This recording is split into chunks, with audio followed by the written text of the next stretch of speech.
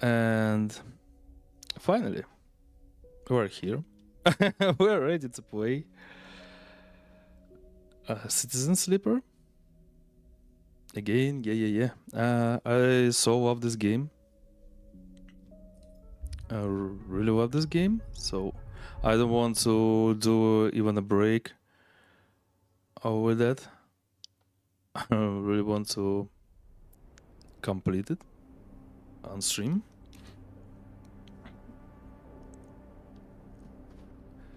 With you all. Oh, 3 upgrade points, by the way. And I want to say, I want to get as more not achievements but endings of this game as I can. This music in game opens in the world for you. Oh, let me take a look. By the way, I have a list of quests that we already did. Where is it? Oh, here you are. So, on the first turn we completed only quest by Dragos. Yep. But yesterday we've completed the quest by Fang. Yeah, we helped Fang to destroy the local corporation. I mean,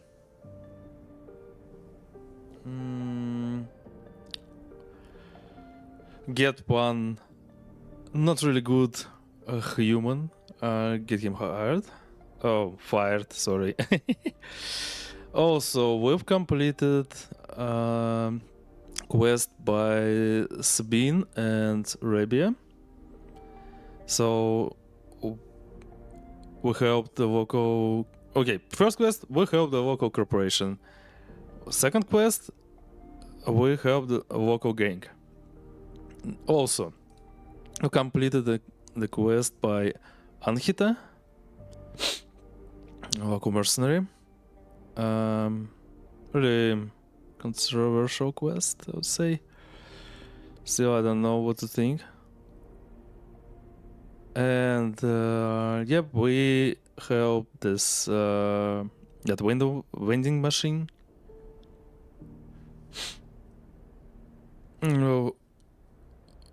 And now we can do our hacking stuff without even a bit of anxiety, because we killed a hunter and we reprogrammed killer, those scripts.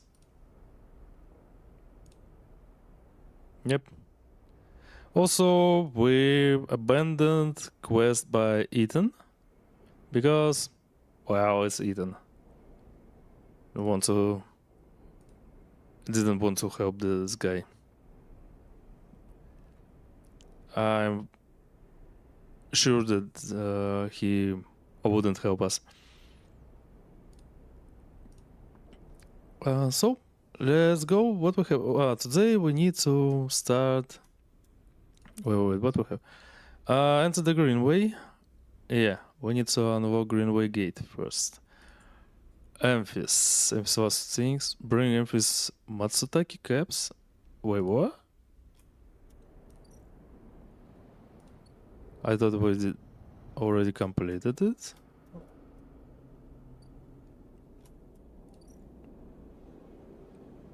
Oh, Matsutake bros. Another kinds of mushrooms. Okay, I see.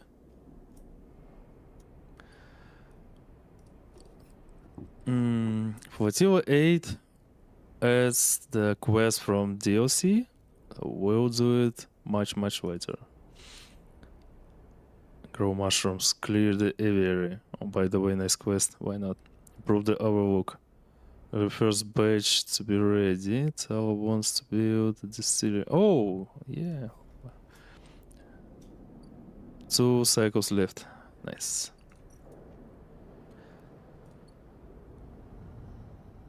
Well, we will do this first. Aviary. Grow mushrooms. Yeah. Because we need it. We really need it. Endure.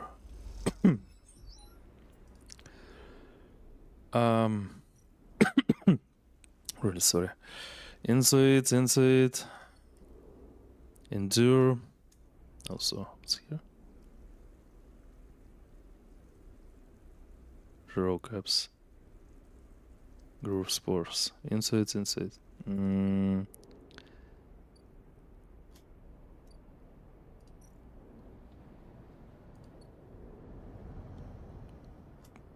Well, probably we need to upgrade with Insight. Using instant karma, roll the dice. Yeah. Well, at least for this quest. Did we need something for engage? Ah, yeah.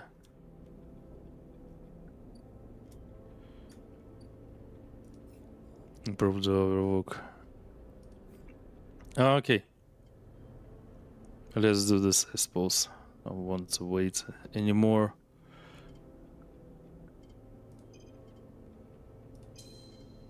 Yep.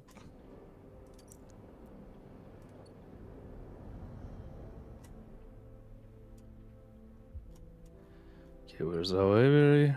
Here you are.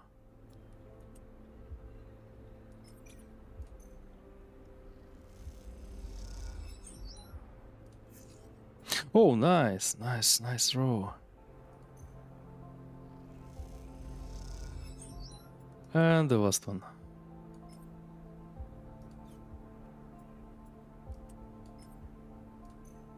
Corporate garden.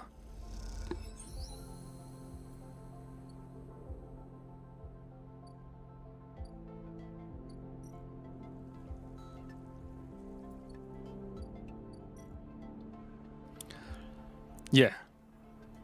Now we need spores to start growing mushrooms. Mushroom stuff was really helpful here, I would say. The stuff for energy.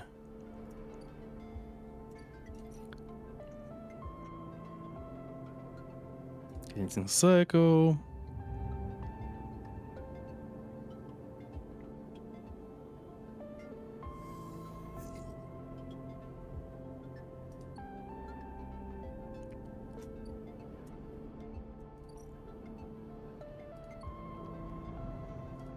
Wait, I've cleared aviary.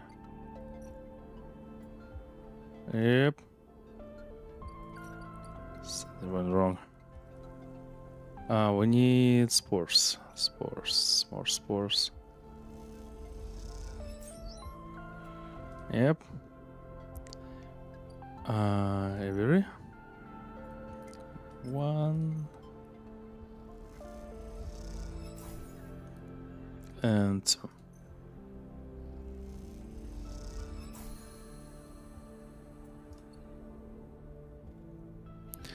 How many 4 cycles until they grow up? Next.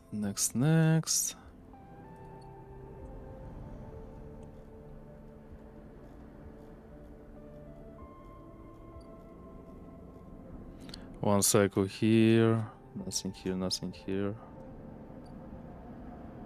Something. Oh yeah, forgot about it. Need it. 1 cycle. Yeah, Emphis, give me something to eat.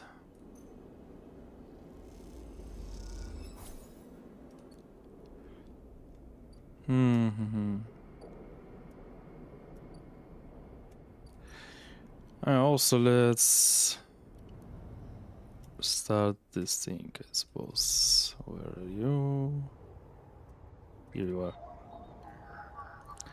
Greenway cipher. Yep, start action. Question marks. The cloud. In the data ghost of the eye. The greenway rolls beneath you like a sealed, choked river. If what navigator said was true, then no one has accessed these networks since the collapse. The hunter and killer protocols have never set foot here, never cleared out the intelligences and systems. So why then, you wonder, does it look so dark? Is it just that the beat rot has set in? The entropy of systems reducing everything to shadows and light? You watch as the slotted cipher fizzles in the one open. Distorted getaway on this entire rim of the station. It flickers and winks out. And then you are falling into the flow. A river of swirling darkness. You are spun by it, twisted by it, lost in it. It's not that the gateway was hiding in the darkness. It is made of darkness. It is filled by the substance, this process, the swarm. Oh, like a dark matter, probably. Now, you're among it. You notice that the swarm is exactly what it is. 1 billion individuals moving in a flow. There is no network map here. No nodes and threads. Only a storm of interchangeable points, shifting configuration endlessly. Then you see them, a figure turned away, the only bright spot in the dark river. You push closer through the storm. Oh, gardener, ingrown farm administrator. They are facing away. At least you think so. They are so fractured, so overgrown, that it is hard to tell. Even from this distance, you can see their flesh is moving, flowing. You watch, silent, as they stoop and reach down. Their hand is a dark shape, and with twisted fingers, they press it down into the loam of data beneath them, pushing it through this trembling soil. Then they move away, go a little further, and repeat the process, as if they were sowing a field. You push forward, but somehow, despite their slow and deliberate speed, they move faster, and they quickly fade into the storm. You reach the point where they planted the object and look down. There it is, a glassy, shifting polygon. There's something inside. You reach down and pick it up. It is cold, but it thrums with energy. You walk towards the path of the figure, but they are long gone. When you blink out of the cloud, back to the leaves and the dappled light of the greenway, you hold a seed in your hand.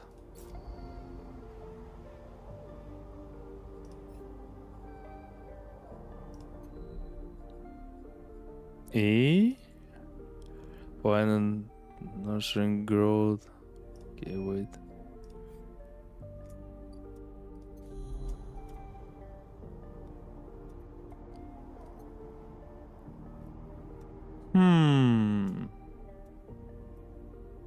Interesting.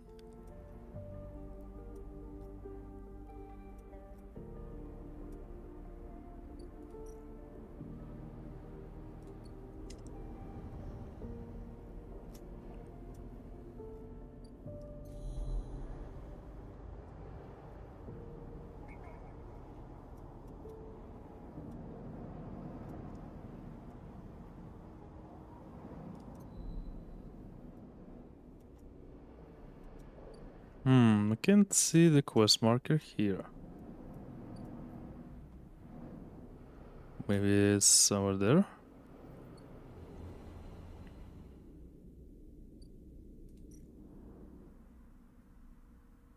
We're on board. Scout the dock. Cyberos being loaded. Oh, no, dock. It's not now, for sure.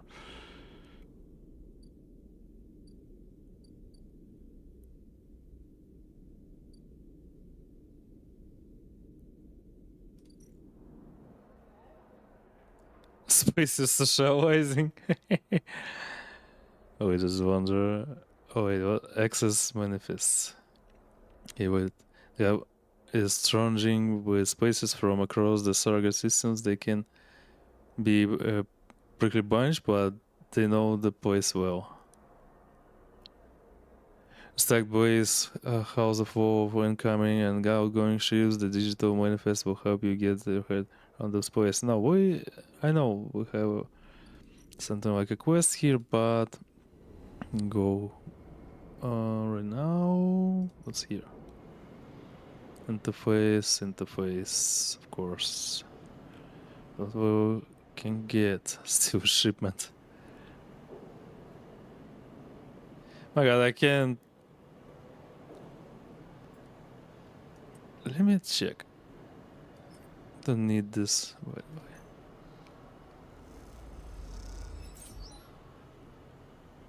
Random. Oh my god, shipment fragment. Okay, let's build a shipment, by the way. We don't need those fragments separate. But I'm sure we will need ship mines.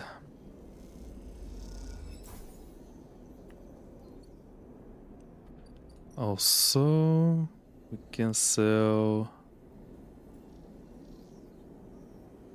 this part of ship mines, but probably here.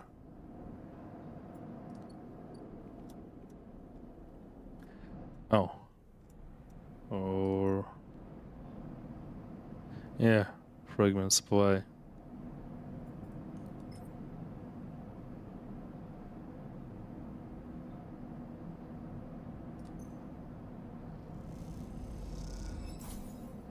To require. Okay. Why not?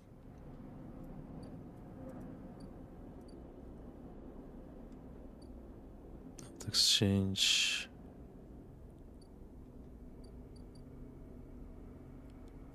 Okay. Maybe it's there.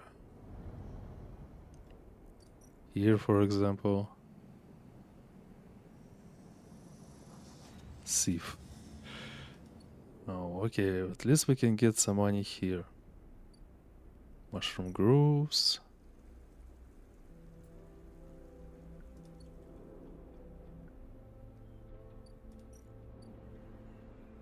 And not here.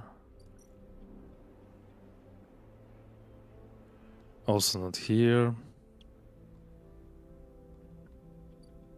The wastes. Okay. Let's gather some scrap. One. Of course. Hi-fi. To engage.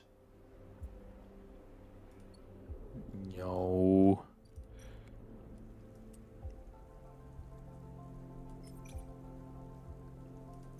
Can try.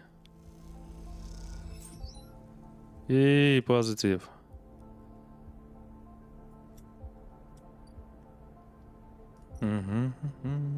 Okay, crossing the rim.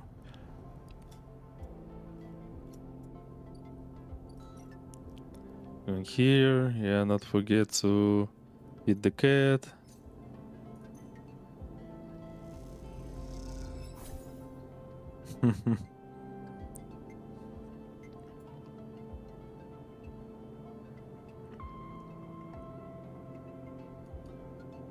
Okay, let's send this.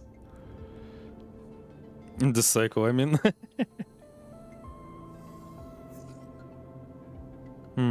Yeah. Now we're injecting stabilizer. Otherwise, I'll forget. I know my capabilities.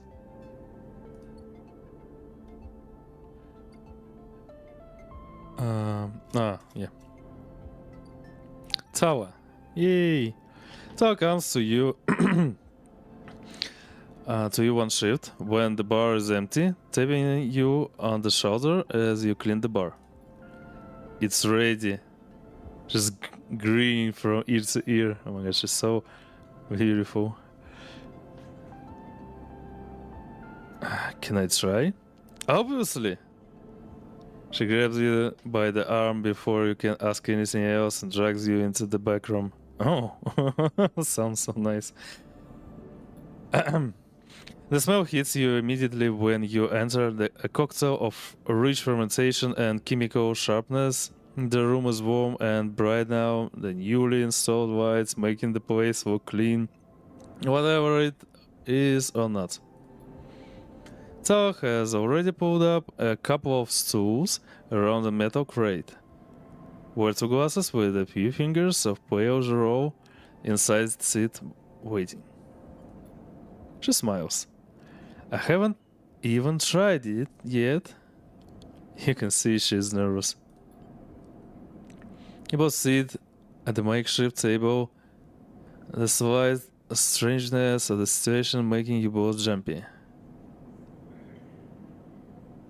Oh god, the sound in the game is so real. I really thought it's something behind my back here at my place. Tala hands you a glass. Cheers! She says solemnly and knocks the glass back. You do the same. The first sensation is burning, a sharp, nose-clearing blast of alcohol that has your frame querying whether you would like to activate safe mode. You grab the drink back, and it is only then behind it, the burn that you taste the earthy tones of the mushrooms. The wood and the soil left behind like a sediment, barely there. That's strong, that's terrible, not bad actually, that's strong. Tell notes vigorously. Oof, that was heavy. It's diluting, promise, tough. Honestly, it's bad. Huh? Diluting. Tell us where's the draw in her glass. That might work. Open it up a bit. Tao grabs a metal bottle from the newly installed work surface and adds a few drops of water into the draw. Try again. This time the burn is a warming glow, harsh but fading off, and the woodness less heavy. It is something floral in among the marshy decay, something fresh and bright that you never expected to find. Was you and Tala meet eyes. It's really good, right? Definitely better. She nods and takes another sip. Damn good. Tao pours out some more roll and then adds some more water. The action's already taking on the quality of a ritual. You both drink. Tao tucks her feet up beneath her on the stool, folding her legs. She walks down into her glass and swirls the liquid thoughtfully. What's in your mind? It's growing on me. What's in your mind? Yeah. Now Tao walks up. Nothing in particular. My father opened this place, you know. She says out of nowhere, a thought suddenly becoming words. It was his attempt at making a life for us, for my family, when we got to the eye. Your family? You were refugees? From Cinza? Yeah. It's one of Ember's lesser moons. She takes a drink. I don't remember much. I was only tiny when we came. I was just thinking about something my father told me. When he first set up this place up, he wanted to call it the Bantanyan. But he was afraid it would scare off the customers, so he kind of translated it. Hence, the overlook. And these past few cycles, when I've been in here, I've been thinking that I should rename this place. The place. She looks at you. The Bantanyan.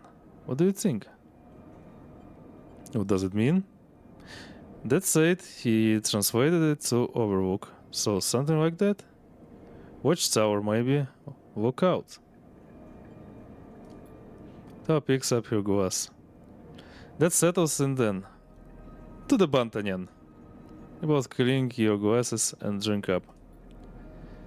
Tao hisses through her teeth. Still hush. She laughs, and then suddenly grabs your shoulder. Oh, sleeper, I totally forgot. She stumbles to her feet. She lures over to a corner of the room, covered with a plastic sheet, and whips it off, like a magician performing a trick. Beneath it is a neat little kitchen. A sink, a work surface, and a compact oven with a hob. Your kitchen! Yeah, thank you, Tawa. She doesn't give you time to respond. You can cook, you can come make stuff here anytime, as long as you promise not to raid the mushroom farm. I need those for the gyro. I was thinking too, that if things pick up, we can start serving proper food at the the Bantanyan. She loves. Do you like it? It's perfect. Yeah, thank you. Tao gives you a hug, then quickly stands back. I'm sorry, I'm so glad you're here. She grins. I think we've had enough. No, me too. As Tao tidies away the glasses, you inspect the kitchen. Chicken that it all works. It's small and salvaged, but after what you've had to put up with, it feels like a dream come true. Later, when she's done for the day, Tao comes back through the bar. And you share a glass of the good Giro, the one she didn't distill. And this time you talk about nothing in particular, sharing stories about regulars or discussing the best place to eat on the eye. Which, after everything that has happened, feels like a nice change of pace. When it comes time to leave, you promise to cook for Tara and agree to let her know of which shifts you'll be working in the coming cycles, and then slip out into the cool of the rotunda. And in this moment, you feel for once at home. Yay! We completed Tawa's quest! Nice. That's really cute. Let me take a look, by the way. Cook roll caps, cook Matsutake caps. What will we get for that, by the way? Matsutake.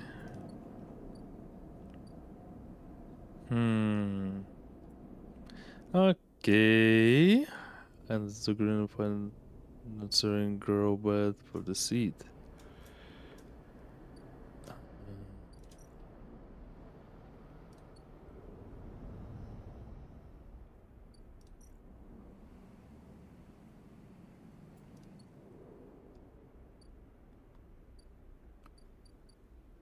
Maybe here, but I already started process. Okay, let's see. Fertility, we're skipping for now. Get to know Emphis. Oh yeah, Emphis, of course. Actually, no. Wait, let me take a look at Emphasis. Quest gain.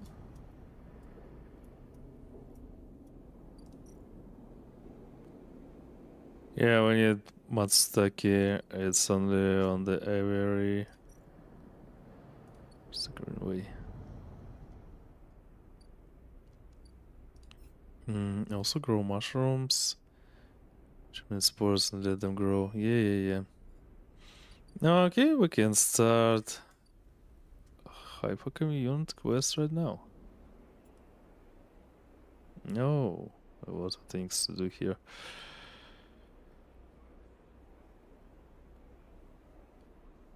Predict freezing. Endure, engage.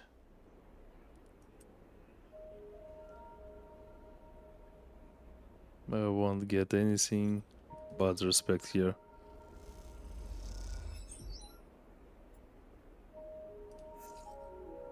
Well, better than nothing, I'd say.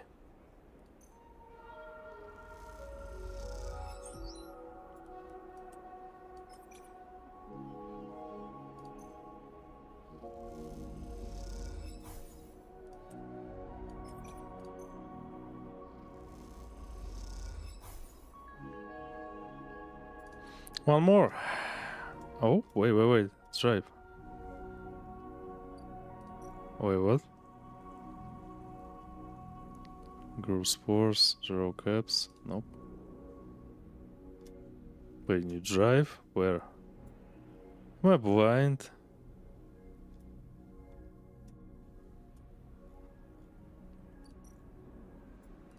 Here. From stacks.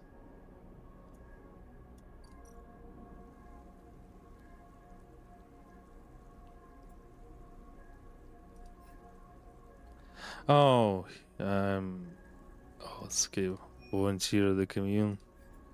Yeah, we need to help them first.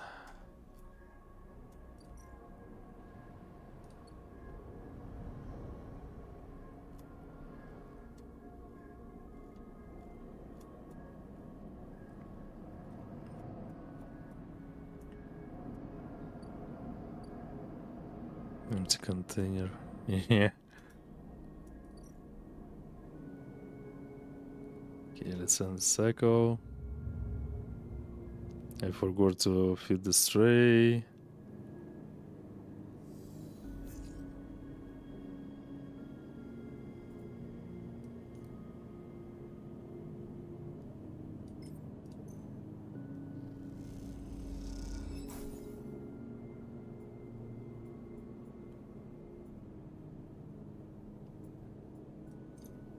Poor kitty.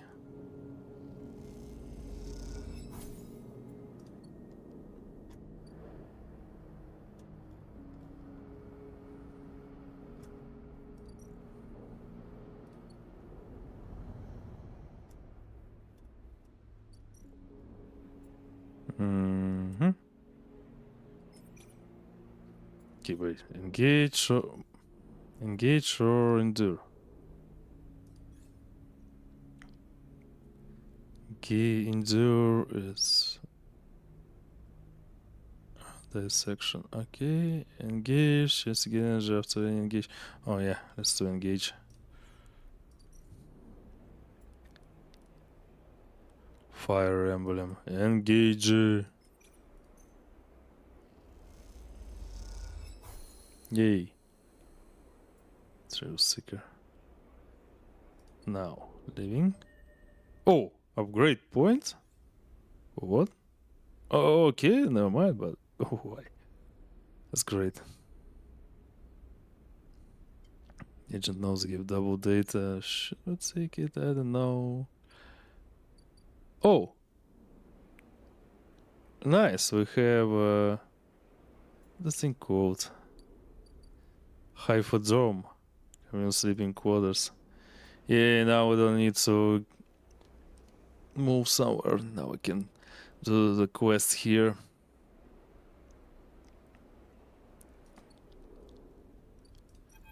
Riko, head of the Hypha Botany. Head down into the Hypha compound, following the blue painted line that is labeled laboratories. The member you were assigned to work with told you they asked to see you, but you still have no idea what about. The line takes you to a blue door and through to a glass roof chamber where a network of storms and leaves filters the sunlight coming through the ceiling, casting the whole chamber in a strange yellow-green. Peaceful, isn't it? Distracted by the green, you miss the woman standing at the lab bench, camouflaged by the dabbled light. Welcome to my sanctuary, she smiles. Come, let's talk, she says and beckons you closer. Who are you? Of course, my apologies. She offers a hand to shake. I'm Riko. I run the botany program at Haifa. Okay, Haifa. Or botany program. What is Haifa? We worked a lot here, but we still don't know what is Haifa. Okay, let's go. She looks surprised. You be like I said. Oh my god. She looks surprised. You've been working in the compound for a while now. I'm surprised you don't know more. She leaves a tiny sample jar. Yellow spores dance inside. Haifa lives off the land of the Greenway. It's what allows us to live like we do. No one here pays or is paid. We sleep here. We feed each other. We work for each other. Do you know what it means? They're living in communism. Nice. Yep. Riko walks away from the bench and waits for you to follow. She opens a small door and leads you down a glass corridor surrounded by a vivid green.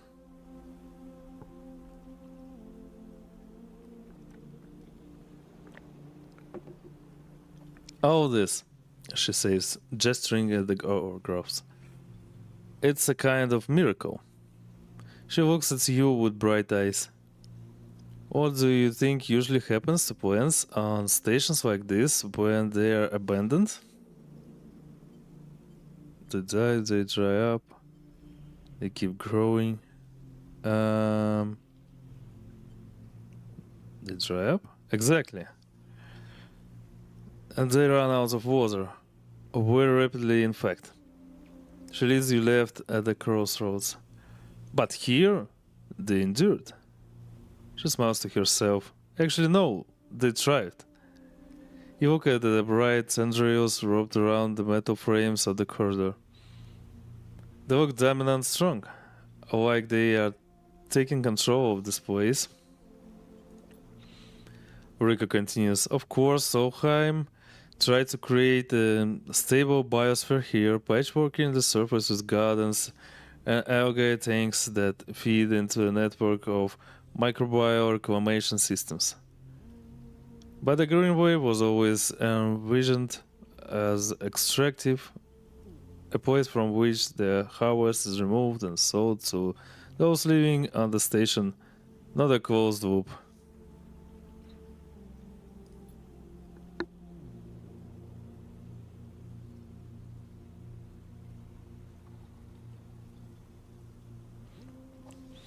For this reason, when the collapse came, the Greenway should have gone with it. Erlin himself was so convinced of it that his first colony never even came here to try to reclaim it. The Eye instead relied on outside flavors and influences, shipments from the inner system, and small-scale agriculture systems like kelp and fungal farm stacks. And yet, here we are, among growth and decay, a biosphere flourishing. When Haifa came here, we expected to find only vacuum dried stalks and leaves, and perhaps some fungal colonies hidden in the mulch. But we found a jungle. With this, Riko hits a button on the wall and leads you through a large pair of double doors into a huge, impossible chamber. It is very kind of green. from the pale algae tanks to the dark vines that surround them. It is wet too, a rarity on the eye. Condensation clouds the light from the high glass roof and gathers on the shiny, broad leaves of shrubs. How did you do this? Did you do this? She smiles. Oh no, not me. Riko turns to you, visibly excited by the room you're both standing in. It doesn't make sense, but in many ways the system has stabilized, unlike the farm stacks closer to the gap, who need input to support their meager output. This place runs itself. No. And nature lives everywhere, I can see. Perhaps Solheim managed something new here. Perhaps they tweaked the plans or built new systems buried deep down below us. Or perhaps their collapse caused some fortunate cascade, an unlucky chemical reaction within the biosphere. That's what I'd like you to help me find out. She turns to you, her forehead wet with dew. Aren't you the botanist? Me? Yes, you. Riko sits on a railing. These holes run deep, Sleeper, and I'm getting old. Stamps her foot on the metal grating of the walkway. Whatever is causing this, it's to be found in the grooves deep in the greenway. Haifa won't spare anyone for an expedition. It is too dangerous and unnecessary, they say. I can make the case, but I can't get the votes. You, Sleepers, are hardy beings. I know that much. And you can speak to the eye, uncover its secrets in ways I never can. She holds out an arm so you can help her stand. Bring me samples, spores, seeds, and blooms. I can grow them in the lab and study them. The deeper they are found, the better. I will try. Thank you, she smiles. And thank you for listening. This phrase. I mean, even she lives in commune. I feel like she feels a bit alone. I don't know why. So my thought. Riko leads you back out of the huge chamber and up through the passage. She is a little slower now and stumbles on the steps. You help her where you can. It's good to have new blood in our commune. And the commune, she says. Many of us have been here a long time and few come through. She settles back at her bench in the lab, stretching her legs. You go to leave. Come back if you find something, Sleeper, she calls. There are discoveries to be made, and you follow the blue line back up out of the compound. All the time thinking of that impossible magical green. A new drive. You can see Riko's experiments. Grow mushrooms into the greenway.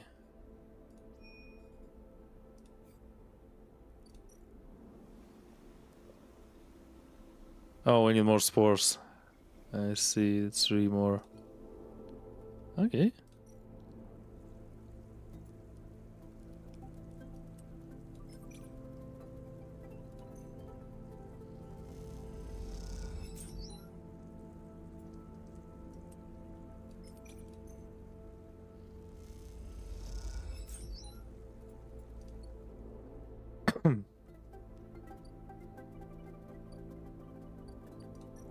Do I need to do something here? Work assignment. Oh, I see. Energy.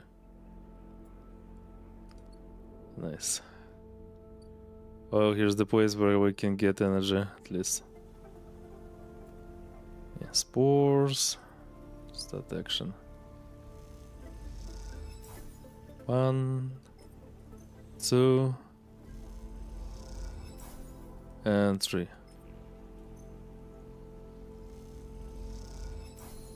Riko is forced to study the strangely silent biosphere that has formed around the Greenway. How is this place thriving? Let's go. Sleeper! Riko greets you without so much as looking up from her work. I have some of yours here, come see. She beckons you over to a heavyweight looking console, wired to a series of specimen jars, some of which contain your spores. Did you get this? What does it say? The spores you have here are a real cocktail, a selection of types from within the grooves. But I've been able to isolate a few. She taps one of the specimen jars. Here we have, oh my god, Triholoma Matsutake. Riko breathed through the Latin and Japanese pronunciation as if it was nothing. A species, Solheim, somewhat modified for use on the station. She brings up a panel on her console showing a chemical composition. It gradiented bars and obtuse acronyms. This is the composition of the Solheim modified Matsutake spores. Am I supposed to understand? Modified? Yes, every species on the eye is a tweaked variant of Solheim's. Of course, of course, my god.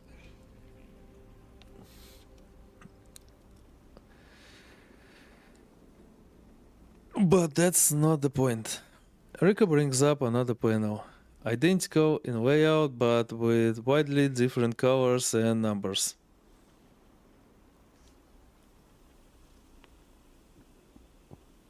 You see, this is what your Matsutake spores look like. And the same. That's the conclusion, yes. Riko glances at the specimen jar as if it might have something to add. They are fundamentally the same spores, but they carry different chemicals, different signals, shrinks back and size. Solheim may have introduced their own tweaked versions of the beginning, but the growths have and still are affecting them. Affecting them how? It's hard to tell without samples of fully grown mushrooms. She means you're right. And analyzed our problem. Wait. This board.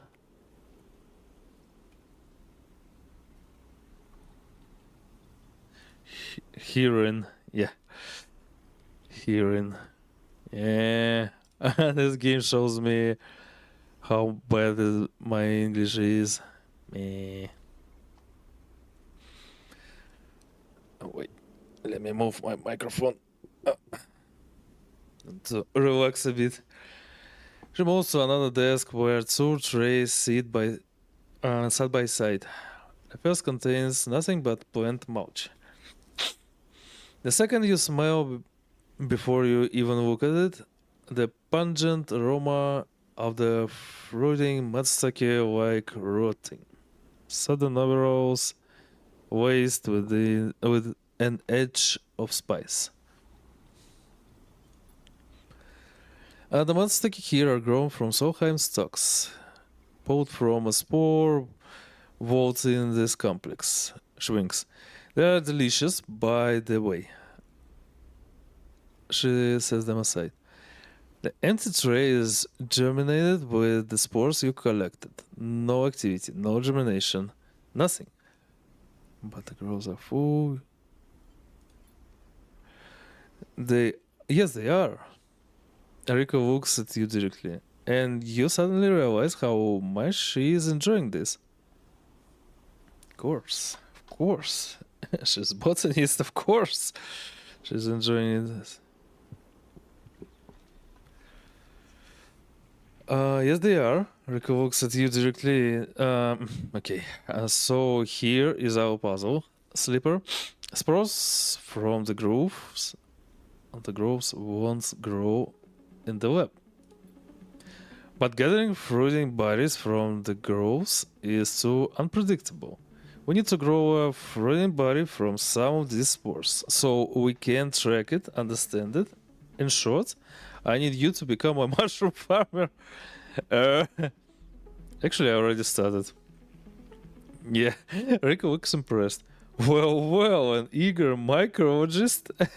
Mycologist. Yeah, I'd never have guessed. I assume you set yourself up in the area. I've been eyeing that place up for its proximity to the groves. Bring me whatever grows, not just Matsutake. There's so more. There's more than a couple of variants in there, so I need plenty of samples. She plucks a Matsutake cap from the tray. These little things are reflections of their conditions. Their smell, their taste, their chemistry, and all derives from the conditions of their growth. She smells the cap. Enough of these, and we'll have a picture of what is happening here, or the ways in which this biosphere is modifying itself, or being modified, whichever the case may be. Rika pops the Matsutake cap into her mouth, taking you by surprise. And don't worry, Sleeper, she says while softly chewing. If this turns out to be a dead end, I'll make sure that not a single mushroom will go to waste. Okay, Riko, what kind of mushrooms you need? Matsutake caps or roll samples? I don't need roll. Take this.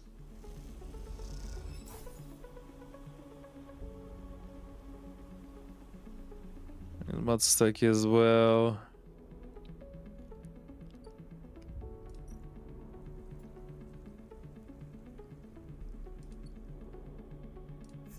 Pew. Yay!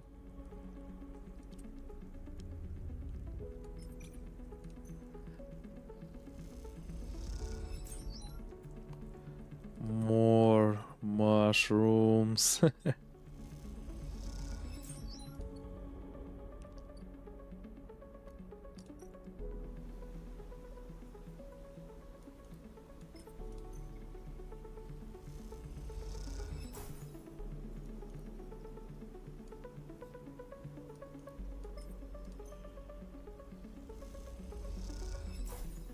But yeah, we need Matsutake.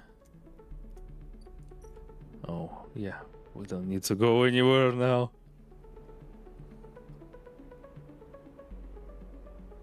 Okay, ending cycle.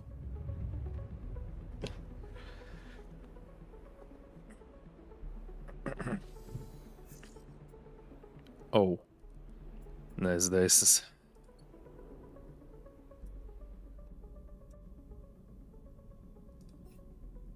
Cultivate, get to know Emphis, grow mushrooms.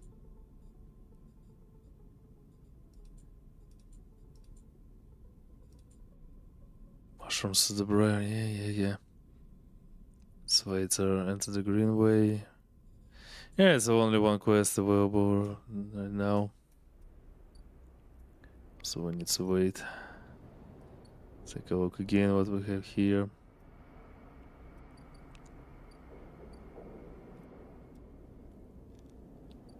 No more quests here. Oh, by the way. Buy some scrap. Yeah, let's buy some scrap.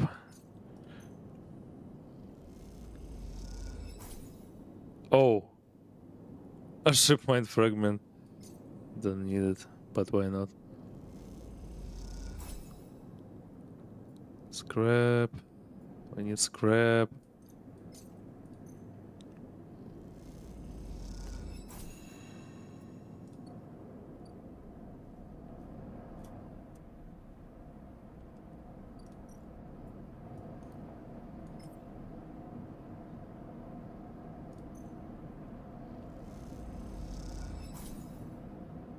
Money.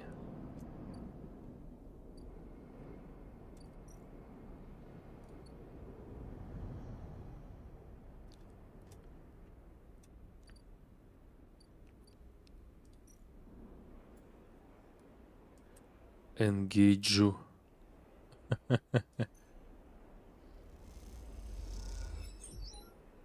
Wow, positive outcome. It's great.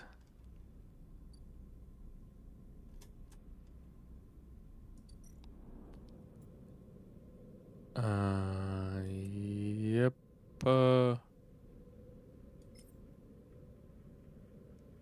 not now.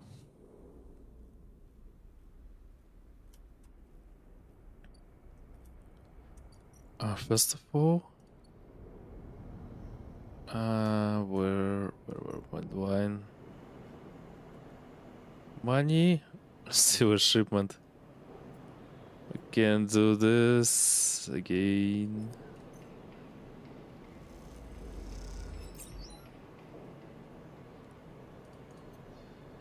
Oh. Sell the data.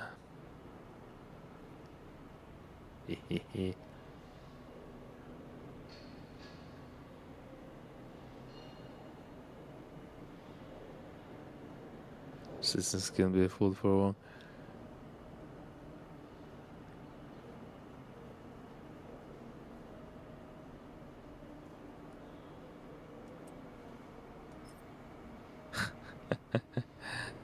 Okay. Oh, sushi mind fragments. Yeah. What's import? Sell ship mind. Export Matsutake. Buy ship mind. Oh, I don't need it.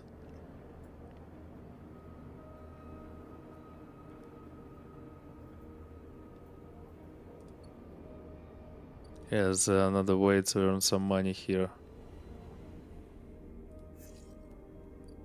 Also, it's the hub. Interface engage.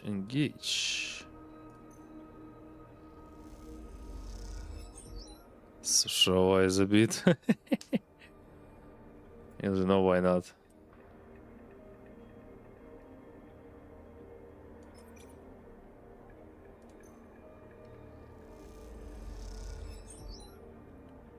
Oh yeah.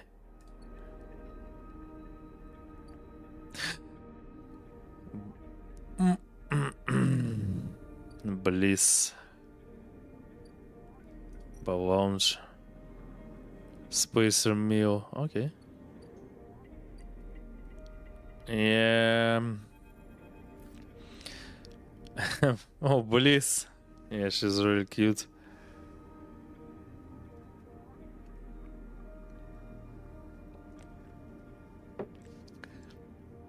No way, Moritz.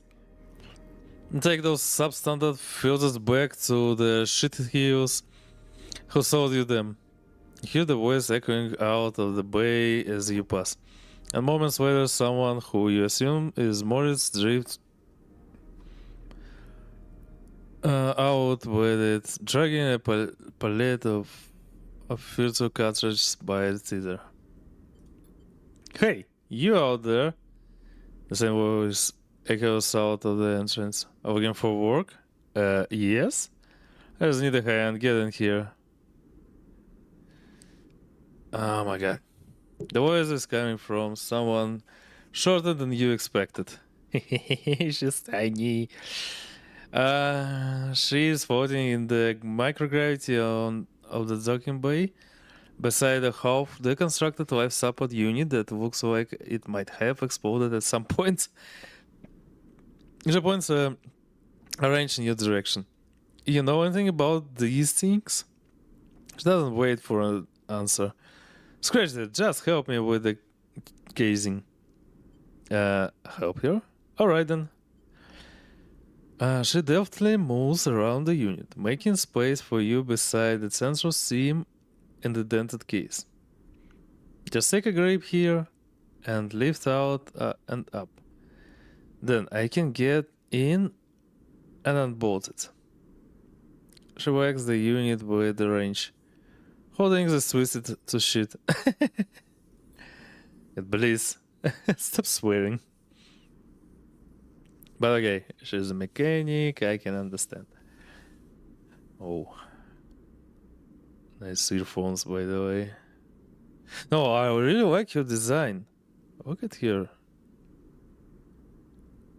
Has those decals. Those colors. Pretty cozy. Your gaze. I like it. Okay, never mind. You dig your fingers under the casing and lift it away.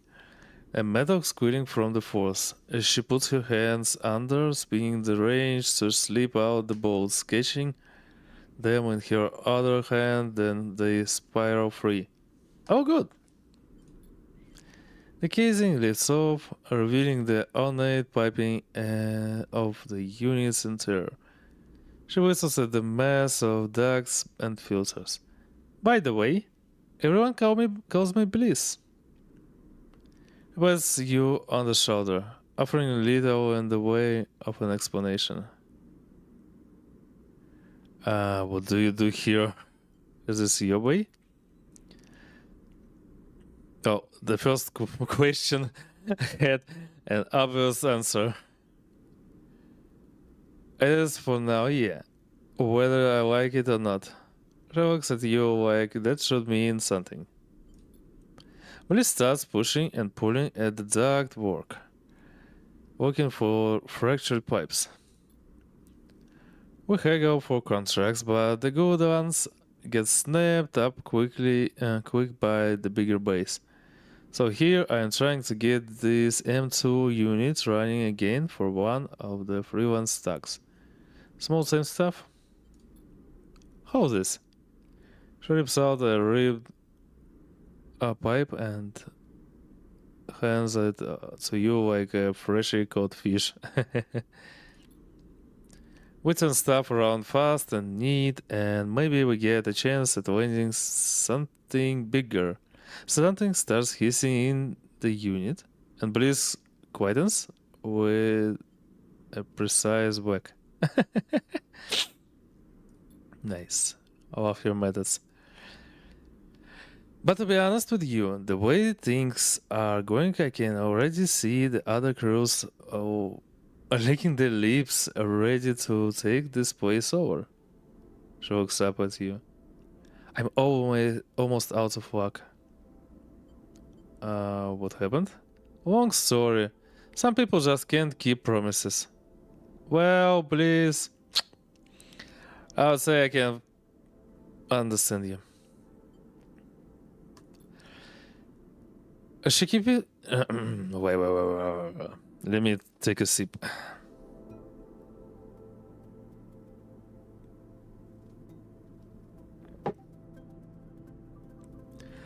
She keeps working and twisting aside pipes with care.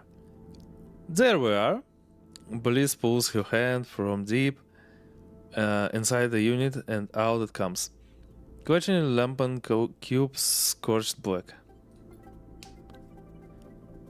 This thing must have overloaded and popped half of itself out the side. It was dug down to the side of the unit and spot the exit wounds. Its edge fringed with more scorch marks.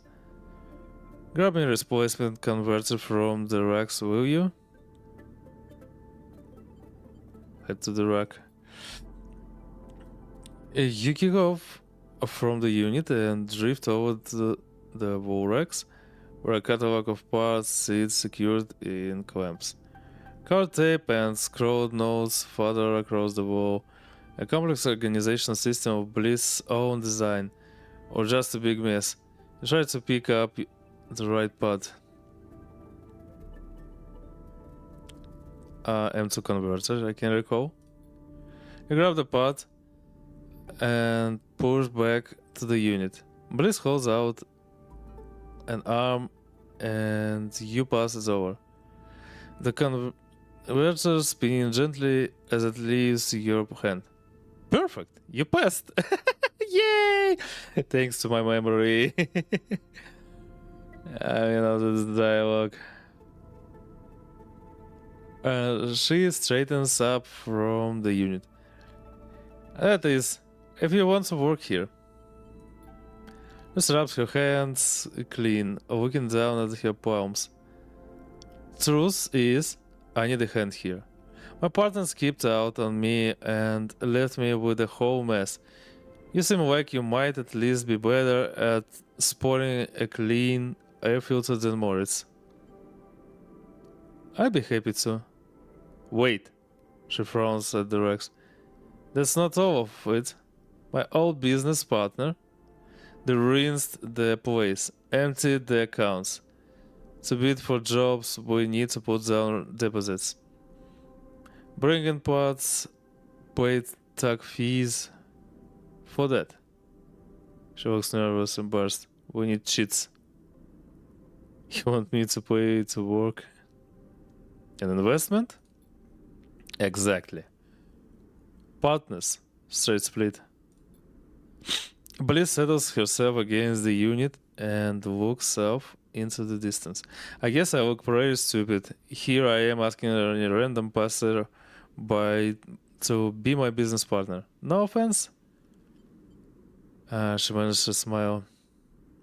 I get it. Thanks. She meets your eye. I appreciate it.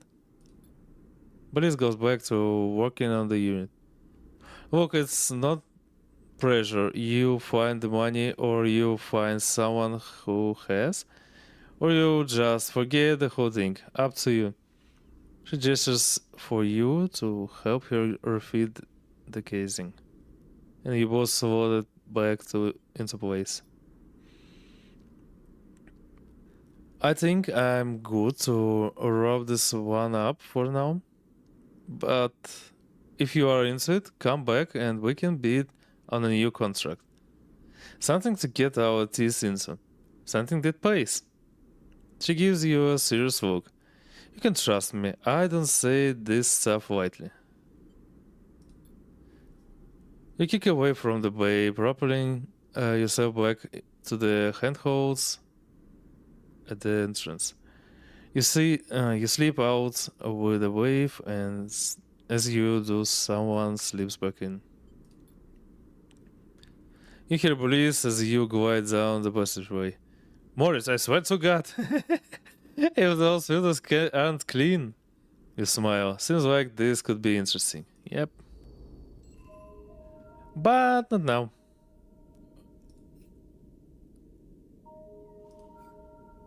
now. Bliss Bay. Seed money. No, we will do it later. We need to complete the quest with Riko.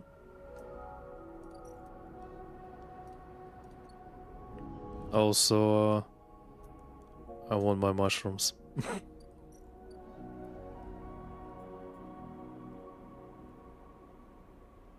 Okay.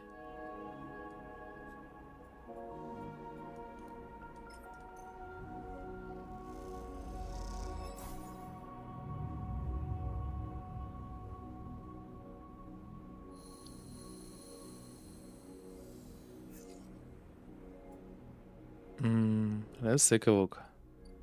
Avery. Oh, into it. Nice. Nice. That's great.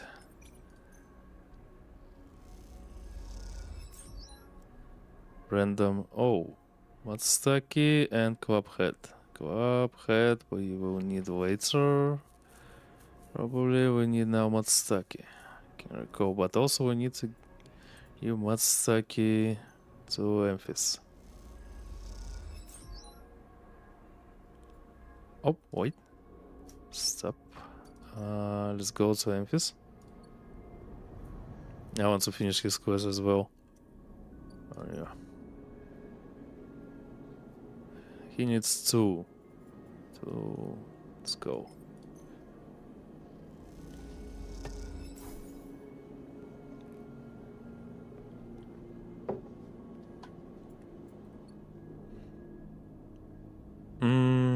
How many cycles we... 3 cycles to wait. Emphis says he needs some time to ready the broth. Apparently there are some ingredients he still needs to source. I see. Now let's go back to Riko. Also, yeah, Avery. Let's finish this.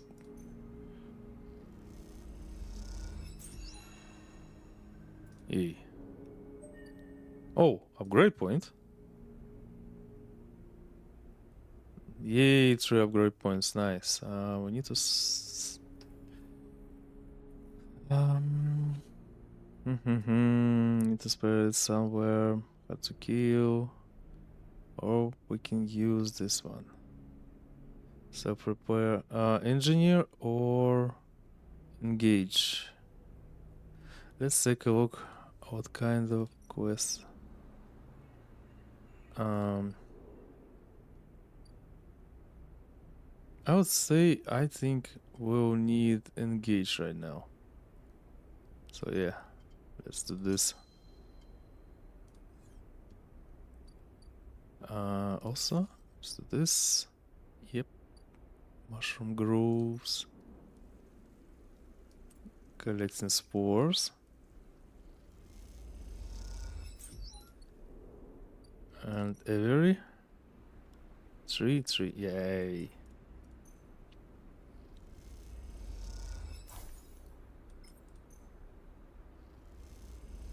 We need lots of mushrooms, I suppose. Of this quest.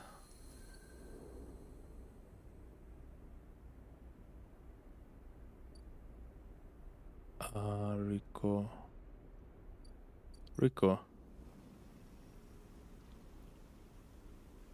Matsutake, take this.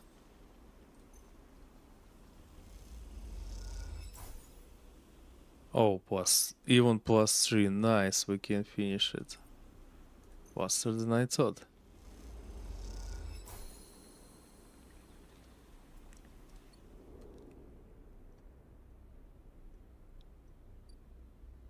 Also, let's do this one.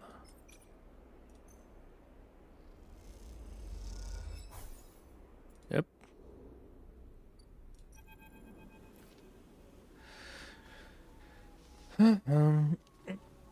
Okay, let me stretch.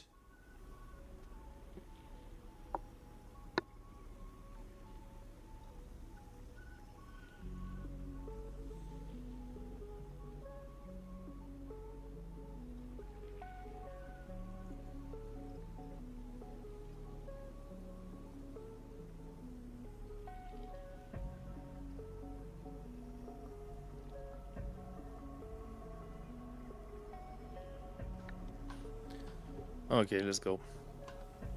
Riko meets you at the entrance to the lab. Leaning on her crutch with a glint in her eye. Walk with me, Sleeper. I'd like to tell you a story. She makes her way down the corridor that leads back up towards the main commune building. When people first crossed what we call Founder's Gap into the Greenway, they did so against the wishes of Andrei Erlin.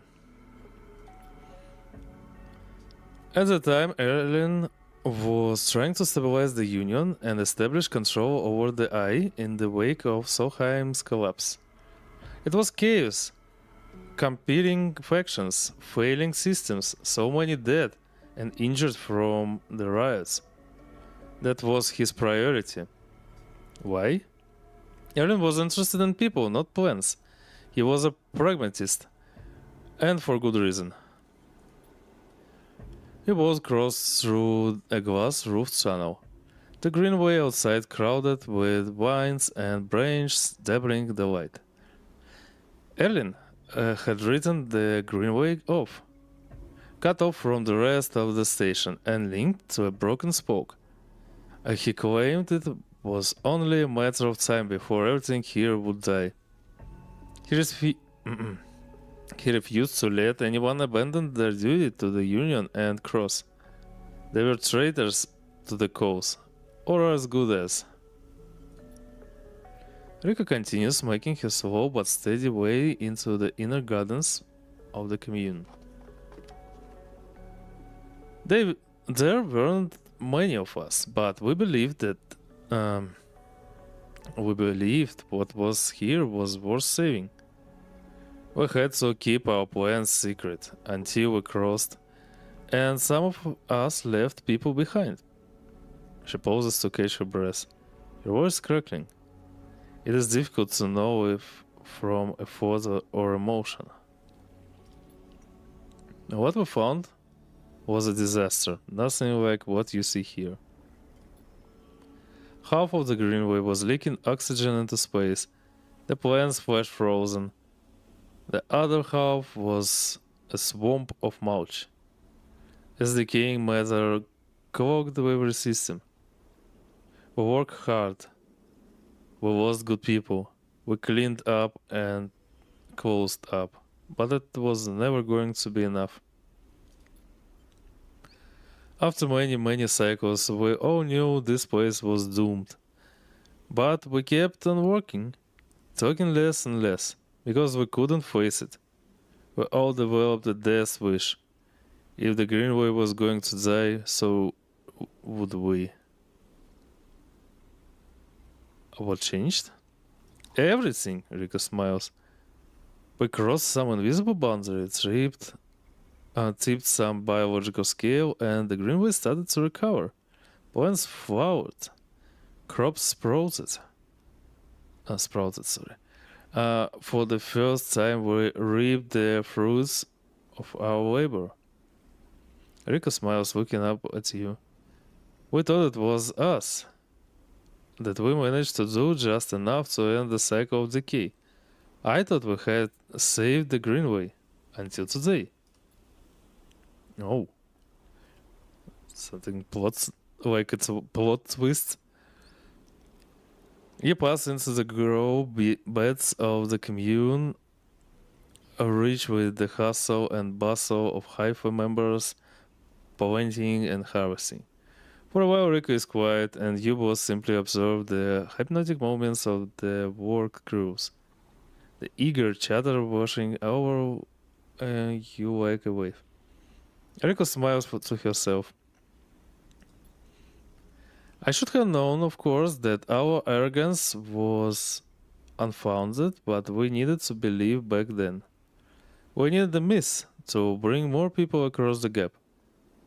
You both move into a smaller corridor, Riko following some direction unknown to you. What you have shown me is that, back then, the Greenway saved us, not the other way around. Tell me, have you ever consumed one of the matsutake or jiro caps you have been growing? Consumed.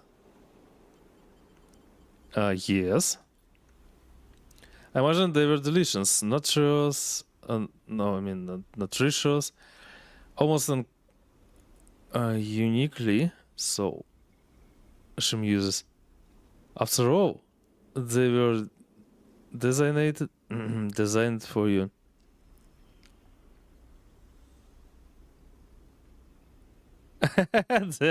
He didn't know they were getting his Switch channel to his brother and to that nice guy. Yeah. Hello, monkey. Welcome in. So happy to see you here. How are you doing?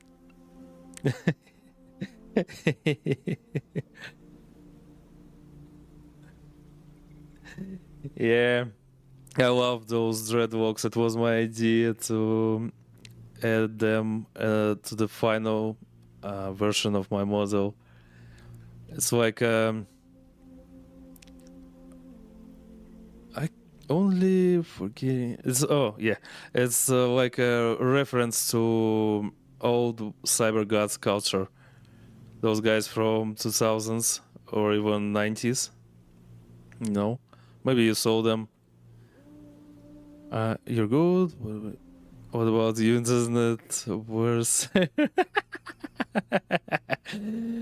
Cyber's always here. Cyber is a cyber spirit. Oh my god, sounds like a tautology. So yeah, I'm changing my appearance every time. Well, not any versions for now, but soon. By the way, I would say that like this month I will get an update of my model, so you'll see something new. I can say now that I'm full of ideas.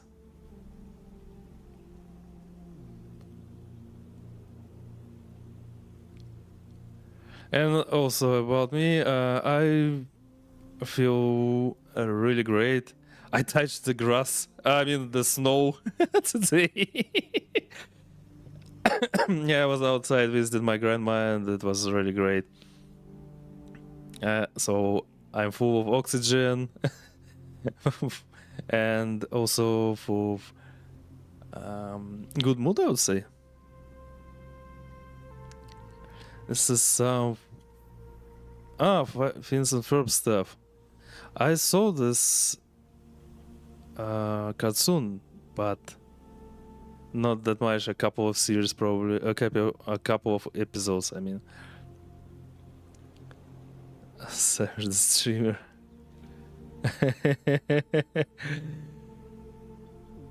Okay, now you know I'm not Cyber. Touch the grass, Cyber's the game. Well, I'm doing it like not that many times per month, but yeah, sometimes I have to do this. Otherwise, I wrote here. I wrote here a wife in my apartment.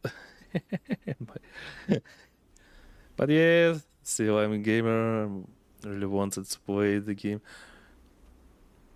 Oh, speaking of, probably you saw it today on Discord, but I've got a new game, really long and big game. It's a Warhammer 40k Rogue Trader. So soon we'll start our big adventure there. You have to do this.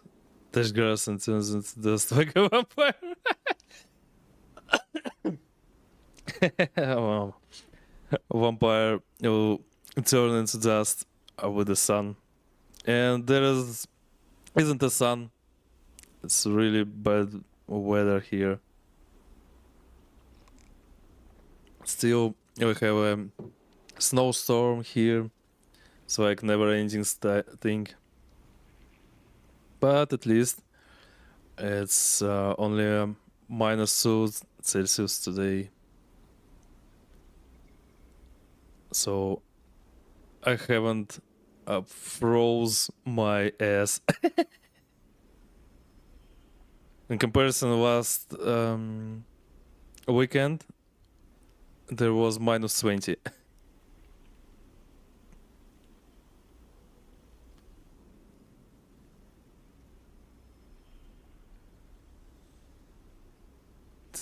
My god, Annie.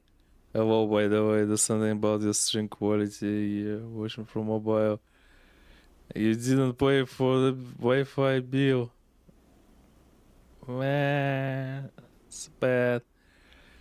I don't want to convert the stream to 72p.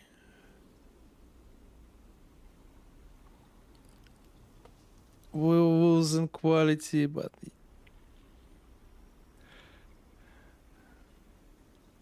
it should have been years, not fair. Yeah, we have the same meme here.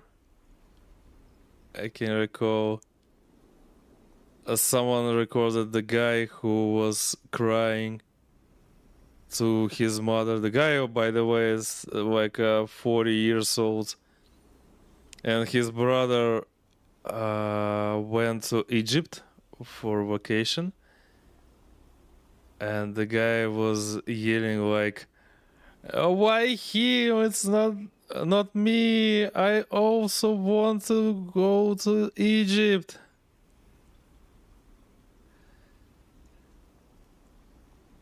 Why do you get gifted itchy games by a friend? You got a hermit. Mobile, you only get 1/2 gigabytes a day, and 10 ATP, consumes so much data.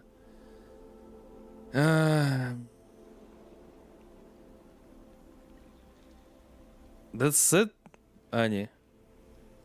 It's really sad. Oh, hello, Zorf. Welcome in. Hey, bye, guys. So happy to see you all here. Thank you for coming by. Yeah, Tachanka, Shko, Tachanka. Tachanka is something from Tarkov, by the way. Am I right?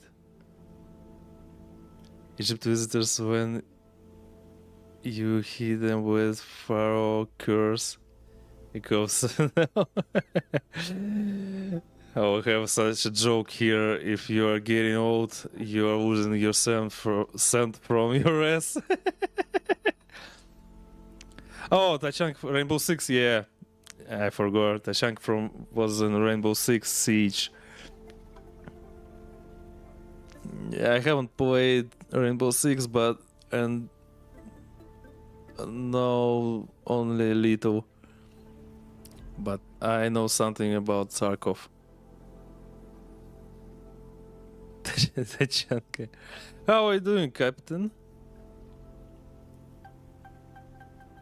Tachanka is a Hotchkiss facing backwards in a Bolshevik cut, or Rainbow Six character. A huge sniper in Tarkov. Oh, yeah, so I was right for a moment. You're good. Oh, that's glad to hear. Yeah, I'm doing great. Oh my god. almost failed. I touched the grass today, Zorf. I was outside. I mean, not the grass, probably. I touched the snow. There's like 30 centimeters of snow outside. Maybe even more. Cyberos doing evil stuff, making his viewers Wi-Fi higher. Well, I streamed in 720p, and I really don't like it because of the quality. I don't know, maybe it's obvious stuff, but I don't know. Well, I don't like this quality. To say,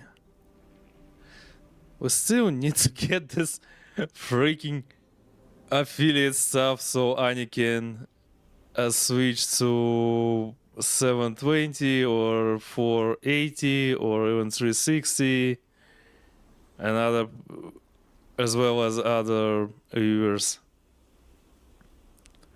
Our stream is 144p is better. I have a friend streamer. She's a really great streamer, I think. Choco. And she's streaming in 1440p here on Twitch. And it's a disaster. I don't know. Even I have some lags sometimes. Do you get subs when you get affiliated? Probably. I don't know. First we'll need well, you are VIP already, by the way, so you can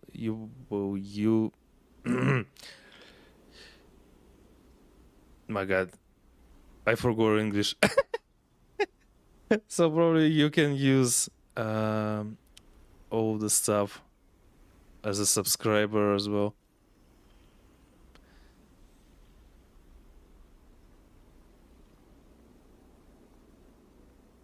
Oh my god, okay, never mind. I misread the question. Do I get subs when I'm kid? My god. Sorry. There was a lot of snow today, a lot of grass. Yeah, of course. I hope someone will subscribe for me. But I would say, honestly, that I won't get a penny for subscriptions. I mean, you will support the channel to not see advertisements. That's the stuff. I mean, your subscriptions. Because, well, sanctions and other stuff. Still, all the money I will earn here, I won't have an opportunity to use them. You mean you will sub to me if you have money? Well, yeah, I really appreciate your even your thought. So sounds really great to me. Thank you for that. But send send you a giant package with one penny inside. Yeah. So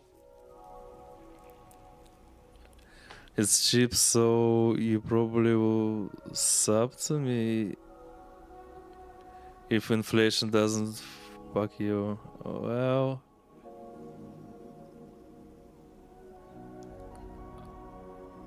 Well, I will believe in the good ending, in all this in real life stuff.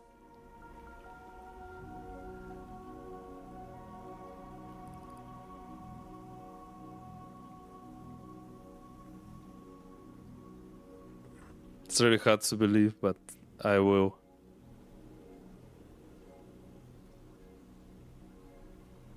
So we get so switch. Heavy, your money is now my property. No, not mine. Switch property.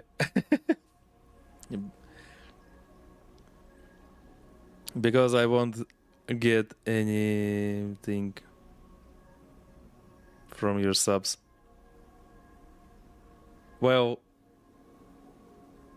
I said Twitch as well. I read the message. Oh my god. Yeah. Sorry. Yeah. I don't know. I've read a lot of text here in game, so now I can't normally read chat messages.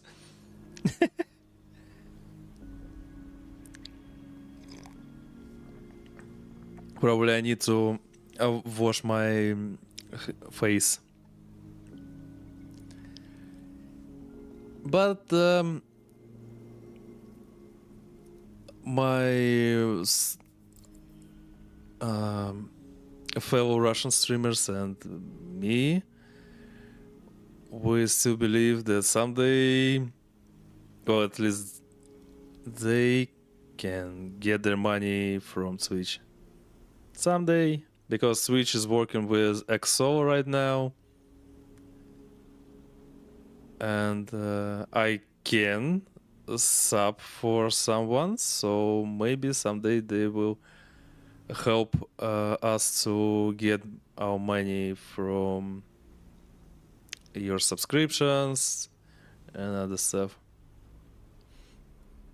By the way, you understand my struggle 1 week ago?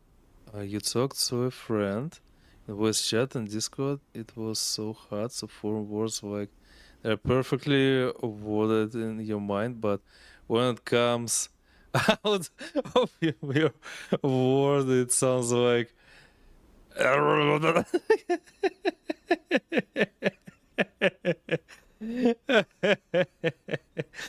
Oh, yeah, because good mood. Well, at first, it's good mood. At second, it was a really good day, and I feel a bit tired. I can speak for myself. I feel a bit tired, A third thing, I read a lot of text here in games, so probably I I'm making mistakes reading the chat, and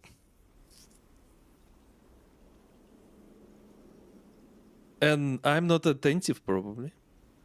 Probably. It's my catchphrase already. Probably. Probably Cyberos. Probably. Probably was. Probably Cyberos. Blah, blah, blah, blah. And it's only fun that I have this speech defect with the letter L. L. L. So sometimes have misunderstanding with people. In your mind, go grab that item that is good for your character. When it comes out of your mouth, go grab that item. It's good for your character.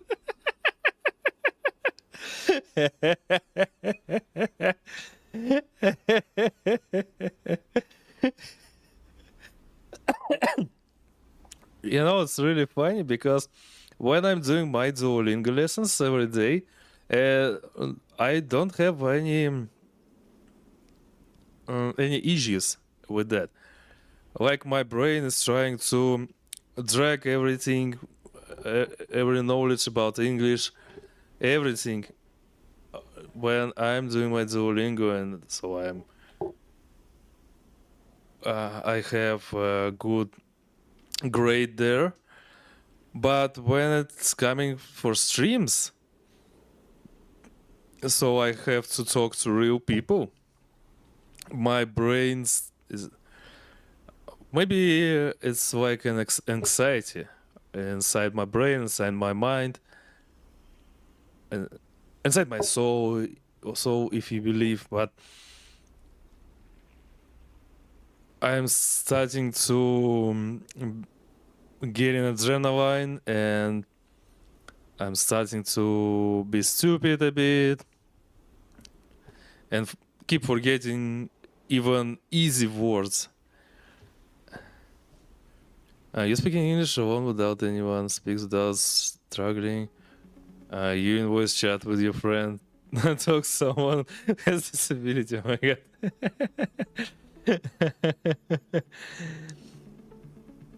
By the way, that's another one reason that I started streaming, because I want more practice in English, and that's the only way to help myself with that. First, I started to use. Well, first I tried to learn English during my whole life with teachers and with teachers and games,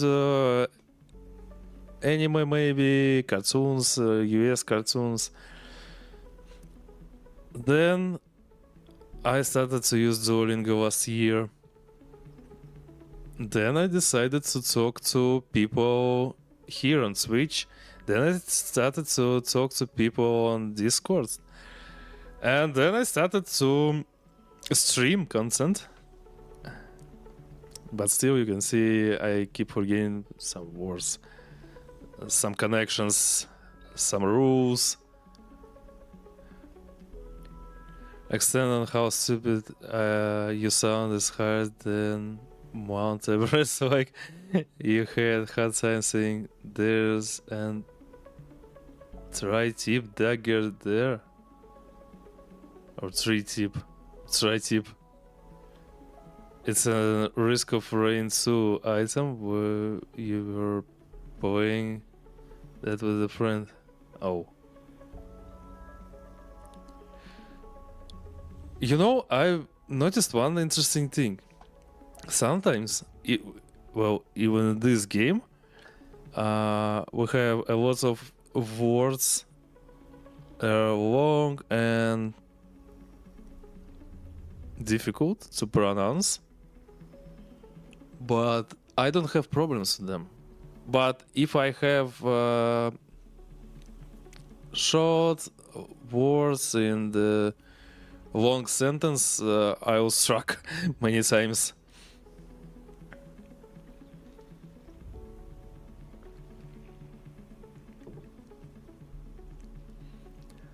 Throw they were designed for you. Oh.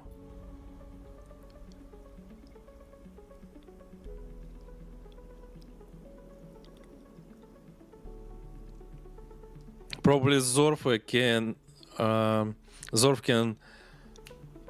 recall because Zorf was on my first streams when I only started.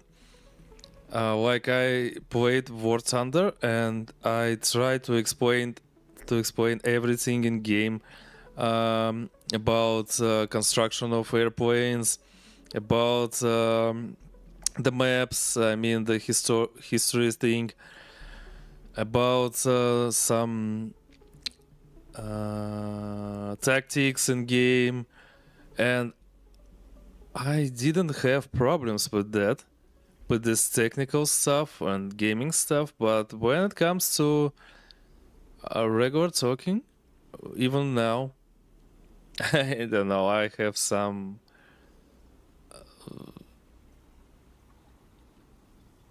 Well, I'm starting to stutter. I'm starting to forgetting words and other stuff.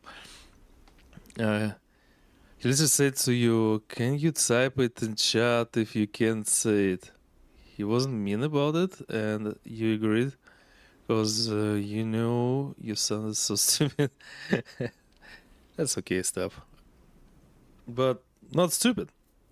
Probably just couldn't normally say it. It's not stupid. It's about practice.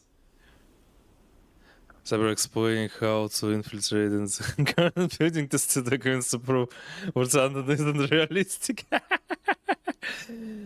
Oh yeah, because why not? Who am I to disagree? Sweet dreams are made of this.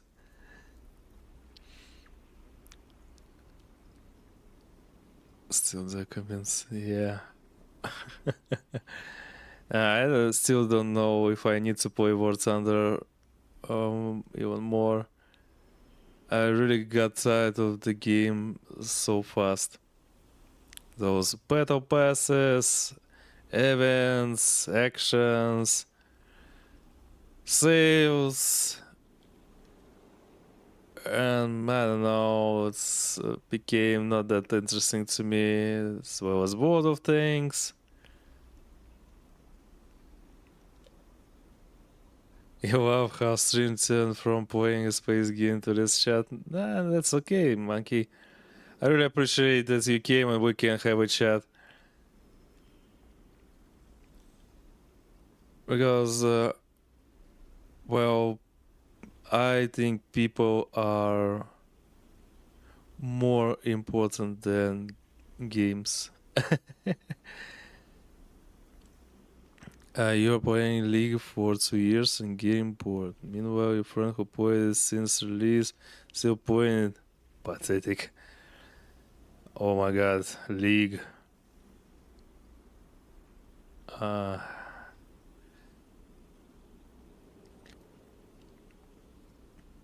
started to play League in 2011. Played it a lot, then took a break for a couple of years. Then I returned to League. Got scared of some new stuff there, but still played for a couple of years.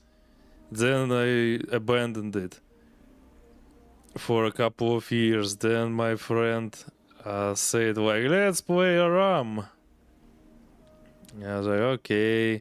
Installed League, played with him a couple of months. Then he got married. And I abandoned the game again. Then I just installed it, played one round. The next day I've got a League got a patch. Last big one. And I was like, no, Fuck off, Riot Games. I don't want to play with your League of Legends and other games. You never understand how people can play games like League Wars Underworld of Tanks for more than 5 years without getting bored. Same here.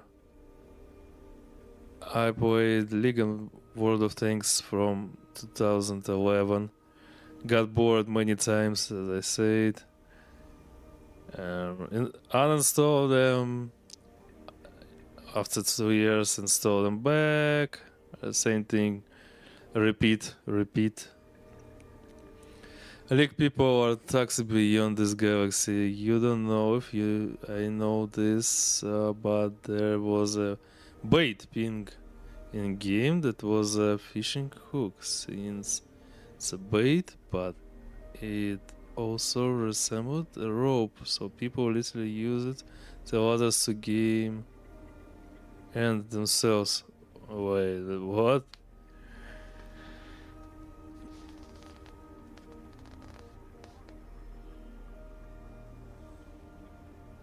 Well, I can recall when I started to play a league back then, there wasn't a single run without a toxic player in our team. I started to play on Yale East first, Nordic and East, and it was terrible. Then they divided the server, and I transferred myself to Russian server. It was the whole thing was fucked up, and then I transferred my account to EU West, and the situation got better, much better. But still, I had some toxic people there, but not that much at EU East or Rus server. Скільки in ping to spam it in the teammates. They don't like to say that. Oh yeah. From what you know, Rush server was so small they offered free skins daily. I didn't know. But I played there less than a year. A lot of young gamers was there, schoolboys. They wanted to show me they are great people, greater than me. And I was like, okay, play alone, don't touch me. You want? Best phrase was like mid or feed.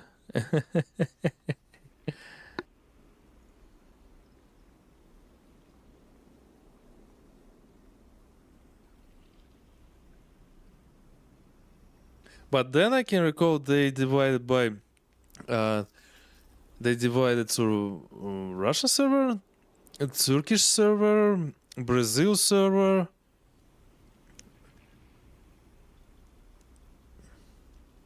A lot of servers they made. Then again, you got a person who got so angry at you, they told me they would be. Oh my god. He break. Oh my god. Such an idiot. That guy. Like people are super wild. Yeah. That's why I don't want to play it. If you play good, someone will say that you are a smurf. If you play bad, someone on your team will say that you are shit. Why do I need to play this game where no one can just be happy for me or can help me with the game if I'm playing bad? I don't know. The whole game is cursed. I don't know what's happening on Dota 2. Probably the same. Though you will not lie, it was super funny to see grown-ass man get angry at the video game. Oh yeah. You know, I had a friend like a couple of years ago. The guy was 40 and even more, 42, 43 years old. Like it's a grown man who had a great big job, you know, big salary. He worked with people there, but when we played together something like World of Tanks or World of Warships, he got so mad. He was like he became a demon. I haven't heard so many curses in one sentence.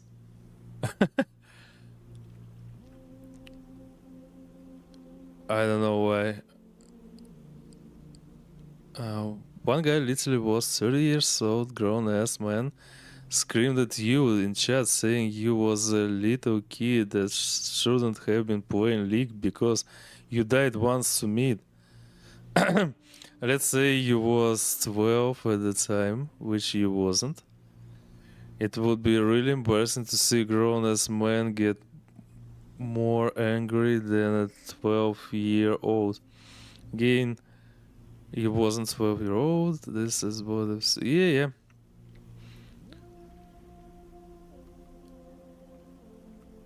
I know it's those are games. I mean, the only person who I need to blame is myself. If I can't do anything, that's my skill issue. I can't control other people. Like I don't have levers or something, or well, control pad for other people. And who am I to yell at people why they? Maybe those are like me, office workers who got home after a really difficult work day. They wanted to play a game, somehow relax. And here I am who is yelling at them. Why? Why? They don't deserve it. That was there.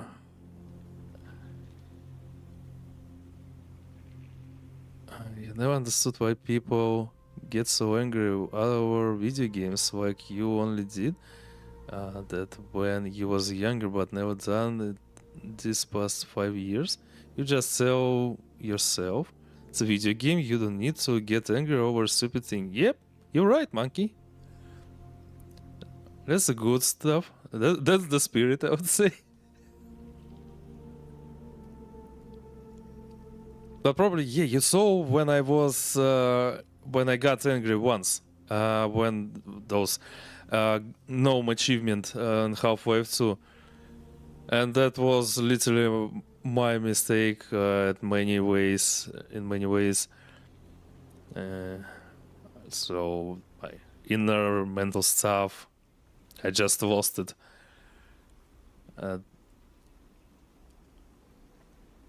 I think these people are competing for what? Yeah, $1 trillion to get that angry over a single video game. Yep.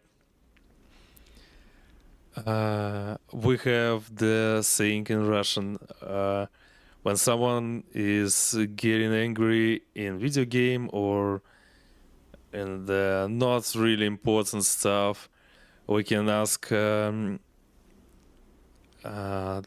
person who is yelling, like, ты что, корову проигрываешь? And that means, are you losing your cow? That's the old stuff from even the Russian Empire. This the saying from, I suppose, 18th century or even earlier. Global fans and Russian players should listen to the saying. Yeah. Oh my god! Before my stream, I watched a Russian streamer who played global offense for Counter-Strike 2, I don't know. And after a few rounds, she was so angry. Poor her loses. I was like, okay. Well,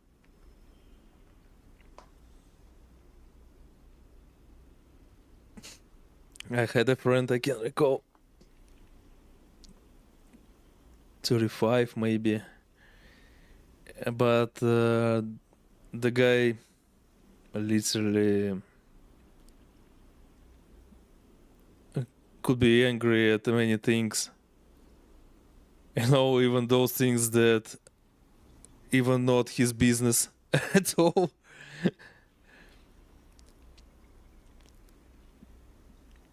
You know, the guy could read news from some other country, like for example, I don't know, some country from South America, well, for example, and after that he started to get angry. The situation that he even wasn't involved in. It was really fun. And again, you grew up with people who would use a mic mod to spam Cotton John to voice chat. By the way, that was a nice song.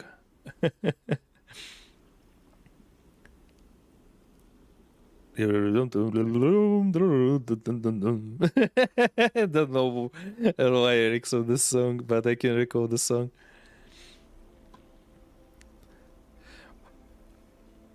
By the way, Monkey, those guys, this woman Riko and her community are first normal communists in game I saw.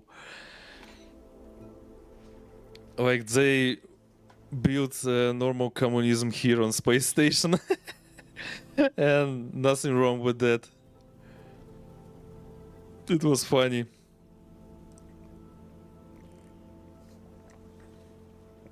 It was so fun to see entire lobby of players to get around and spawn tons around the game.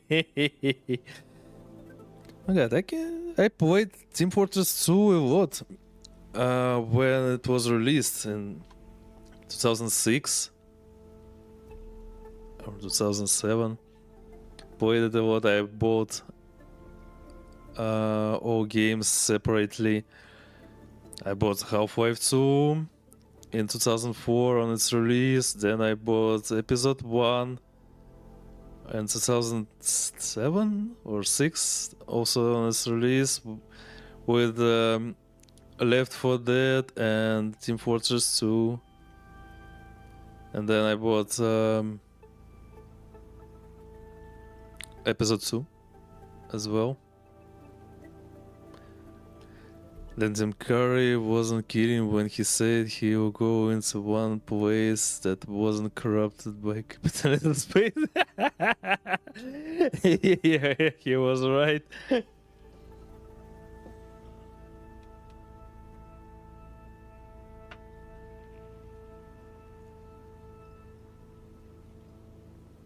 By the way, I still have a CD, PC DVD-ROM of Call of Duty Modern Warfare. It's fun. Also, some games for PlayStation 1. Wow.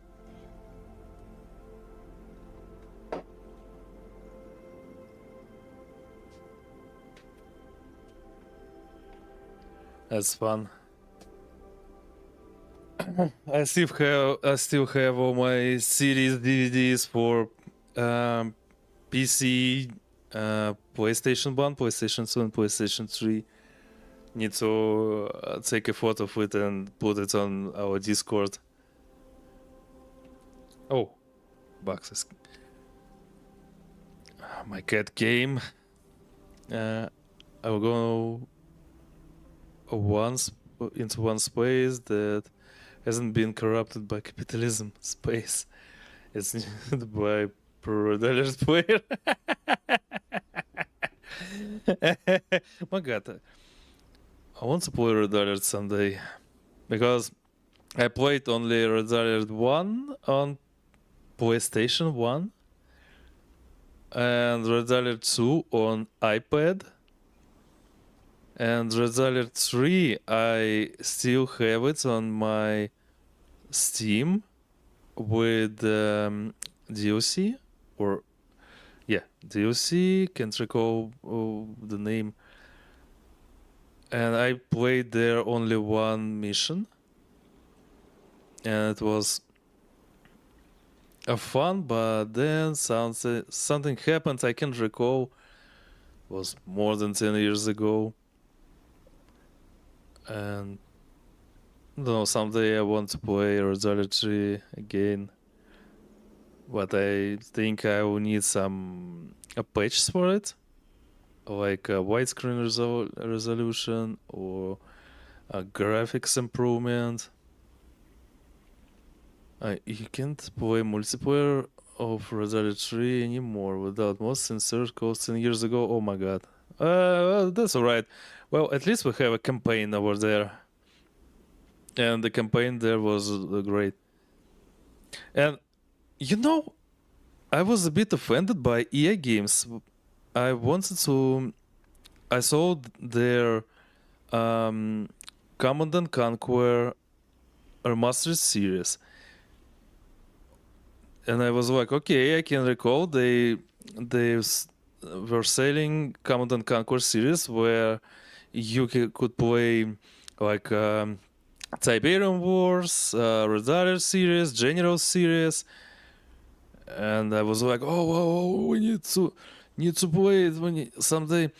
And when I got Xbox Game Pass, I installed this remastered series, and I saw only the first Command and Conquer remastered there. I was like, okay, that was sad. By the way, do I plan to play Dishonored series on stream? Yes, of course. I have all Dishonored games, and I would say I haven't completed any of them. So yeah, of course, I will play them. That's the one of the goals. Well, I have a big list of games to play, and also Dictor gave me a gift today. It's Warhammer 40k Rogue Trader and Season Pass. So I don't know. It's more than 100 of hours to beat the game. So I don't know how many streams it will take. Do you plan to do all endings like Pacifist or just one? I don't know. Well, I wanted to play the pacifist way there, at least in the first game, because I know the consequences the other way. Also, probably you can recall I was going to play Bioshock. Well, at least the first game and the third one with DLCs.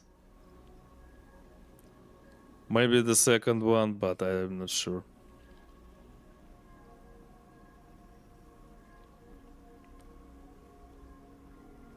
When I would do that, I don't know. I had a plan for the next week. I, I, okay. First, I wanted to complete this game. Then I want to play a couple of not really long games the next week. Like a plan, and then I thought to decide with you, for example, with my community, with whole one. So we are growing, so we can choose together what to play. Also, Serious Sam.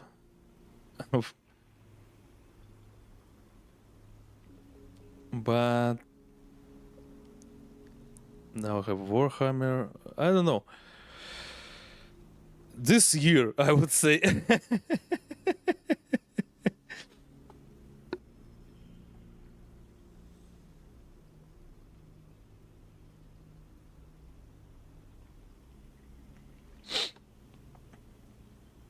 Bioshock 2 is your favorite. Bioshock Infinite is your least favorite one.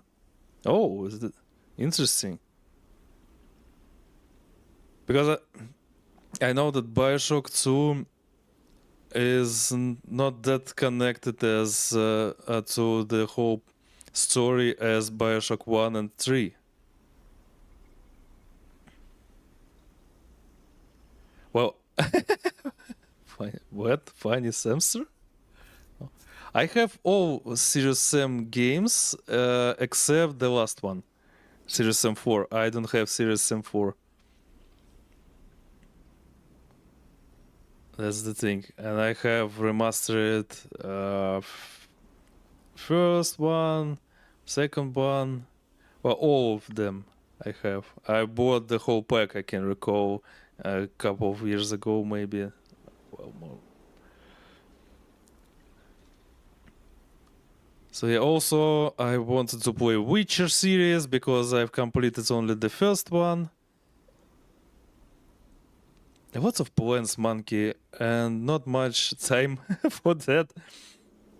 But at least this week, upcoming week, is a bit shorter than usual because we have a holiday on February 23rd. Then I have my vacation for a week, but still.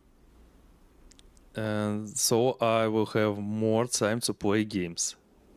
So probably we will finish more games during those streams.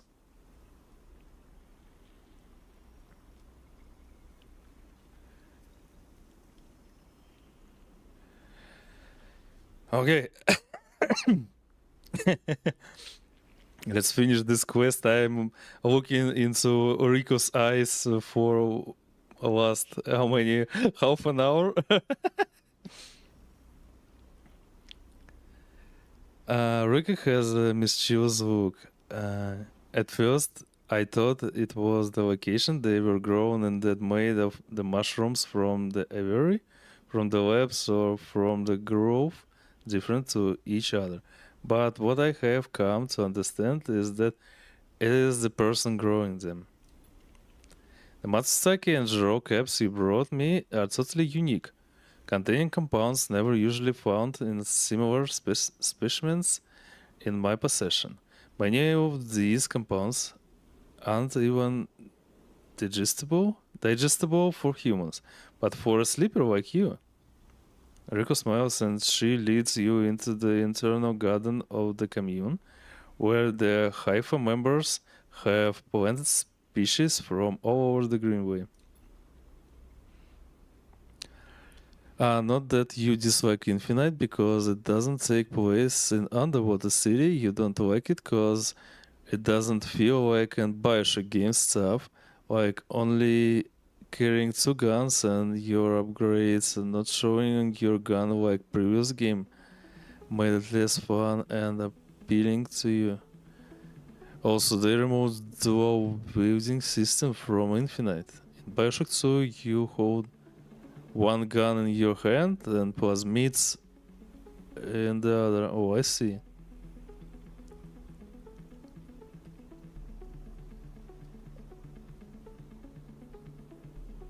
Oh, yeah, extreme elements, of course. Interesting. Well, so I would say from your phrase, now I am sure that we'll play all games in the normal or regular order. First Bioshock, then the second one, then the third one, then DLCs. But I need to buy DLCs, by the way. It felt like a downgrade. That's why you didn't like it. Also, amount of cut content Infinite had is mind blowing. Oh, I see. I watched that. I would say. Wait, where's my? Oh, yeah. I watched Bioshock 3 characters analysis.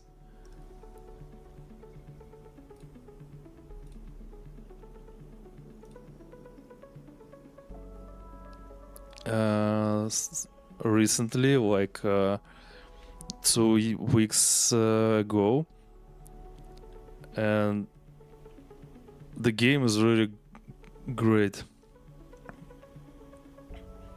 I mean, even the Infinite Elizabeth is an interesting person. If I can you check Bioshock Infinite cut content wiki? Like, I'm going to be surprised the amount of stuff is there. Well, the game is a bit controversial. I know even why, because a lot of political stuff, religion stuff there. So I can understand why.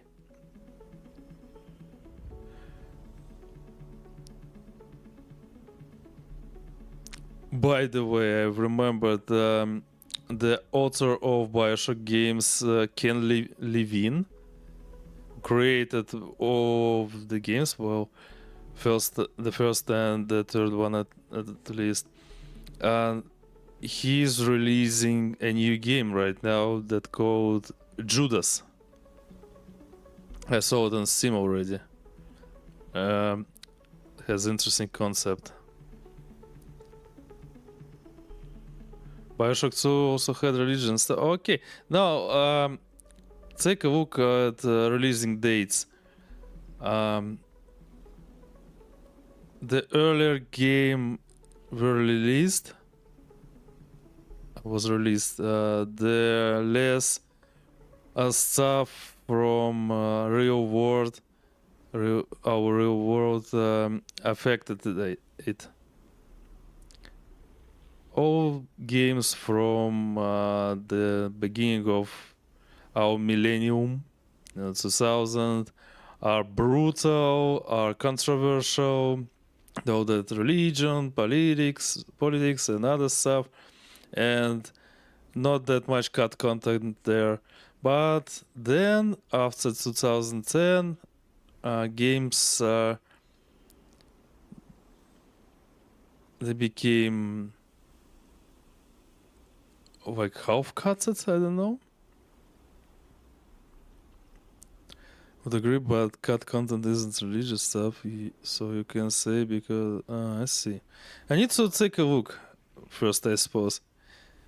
If you have a link for that stuff, you can put it on Discord and I'll read it. Like 100% guaranteed.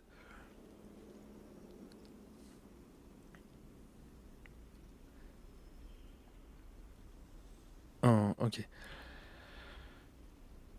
Back when the tide turned, when the Greenway started to recover, we all felt something. A response. It was as if this place was not just alive as a forest is alive, but alive in other ways, communicative, responsive. We shrugged it off at the time, but now I understand why. Riko stops and turns to you. This place is responding to us, adapting itself to us. It is growing, fruiting bodies for you, for me. It is adapting, changing. It is, in short, displaying all the signs of sentience. Greenway is sentient? Perhaps not the Greenway, but the ecosystem itself, or something within it. Rika sits on a bench within a peaceful gardens and gestures for you to join her. When you have been growing the girolles and the matsutakis in the area, those species so familiar to the Greenway. Have you discovered any others? Yes. Yeah, we have those club head caps. Yeah, take your time, monkey. Rika can barely contain her excitement. I should like to see those. Please bring me some next time you are here. Of course. You walk around the garden, amazed at the sense of peace within it. Rika interrupts the silence. There is a species of mushroom that I haven't seen in years. It is dark, short, shaped like a club. We first found it on those early days when we were working to save this place. It was around the time that we started to lose our first members. They were succumbing to some infection, some mold growing deep in the dark mulch that drowned this place. At that point, we thought we were lost. And then these mushrooms emerged from that same black mold. We tested them and saw that they contained some compounds that counteracted the mold. They contained an antidote. Nice. I'll send it. Check Discord. You don't need to look at all stuff, just look at how many there are. Wait.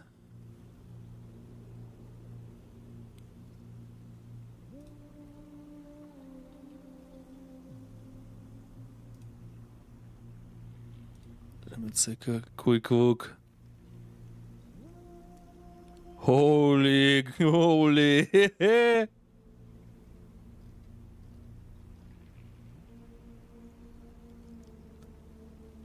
At least 14 points. Oh my god.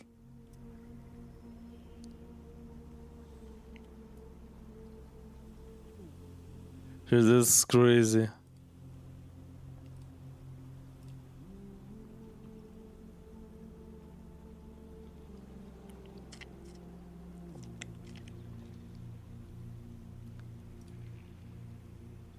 Yeah, I need to take a closer look at that. But the problem is I can spoil it to myself. The whole plot of the game. The game went through a bad development is not even enough to describe it, I see. Okay. Let's finish this quest. Of course, as a botanist, I saw this as a part of the nature processes of this ecosystem, even if the time scale seemed absolutely short. But what I am wondering if that antidote was a gift. Recommits your eyes. Perhaps if you are patient, you will receive your gift too, Sleeper.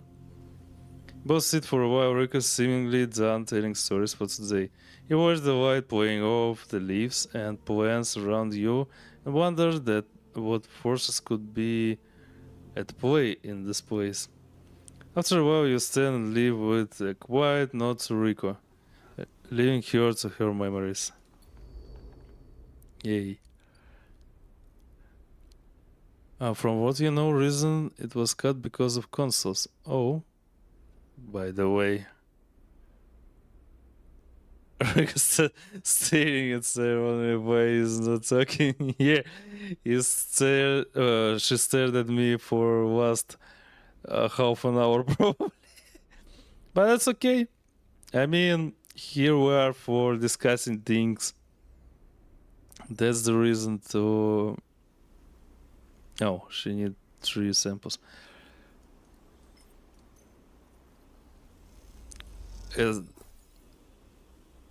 As the meaning of streams, I suppose, to talk to people, to discuss stuff.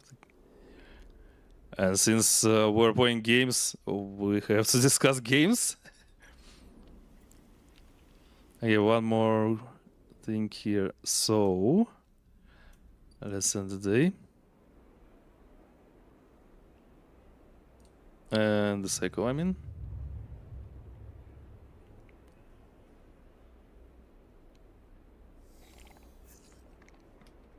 If I just wanted to play the game in a short term, in a short time, I could play the game alone, you know. So that's great that you are here, and all the people that are who are showing here or just lurking. You all guys are great.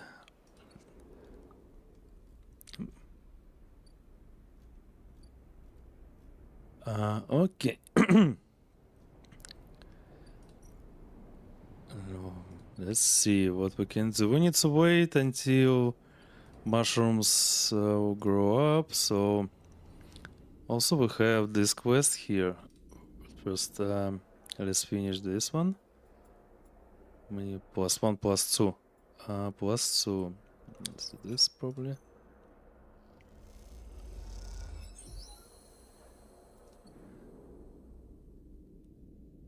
Oh. We'll open a capsule.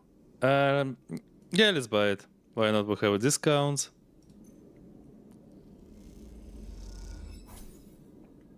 -60? You said -48. What?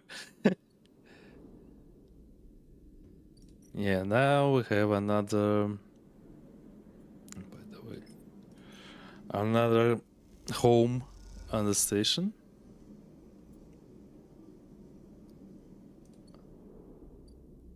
Also, Bliss asked us for money. 80, even 80. Well, I can see 20% discount, so that was 100. Should we start your quest right now? I want. Let me take a look, by the way. What quest I have for now? I have Riko, Bliss, Emphis. By the way, Emphis. Where are you, my interesting person? Oh, how many bucks? Move your ass, please, my little kitty.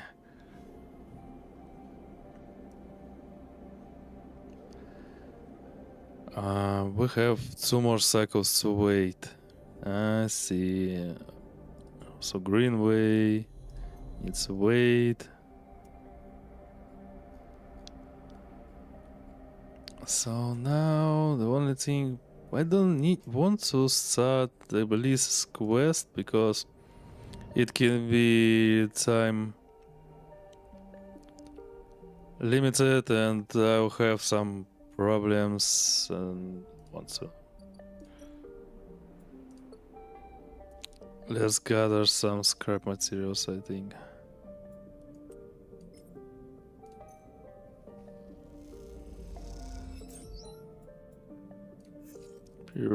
Yeah, more scrap.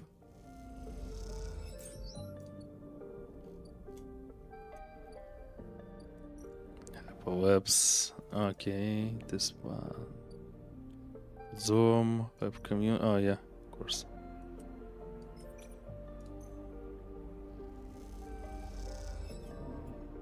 Negative outcome, but plus energy. Nice. Also, what can we do here?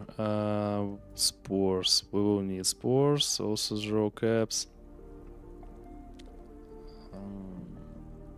Okay, at least we can sell them, I suppose. But we will need spores, so let's collect them.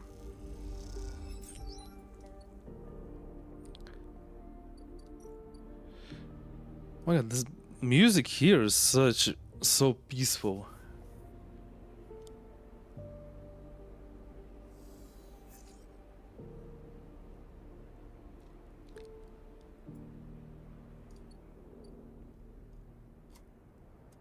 One more cycle until we meet Emphis.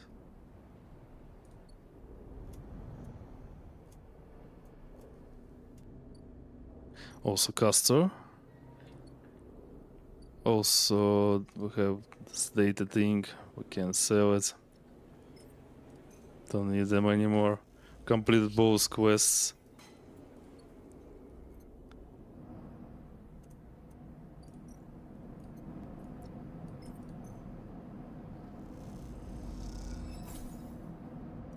Okay, got some money. What's here? Or the Breslin supply. Ship mines fragment. Oh, we need another ship mines fragment. 32 cryo. We can build another ship mine and then sell it for 150. Not sure if I need it. Well, at least right now. Okay, let's get back there. Collect some spores. More spores.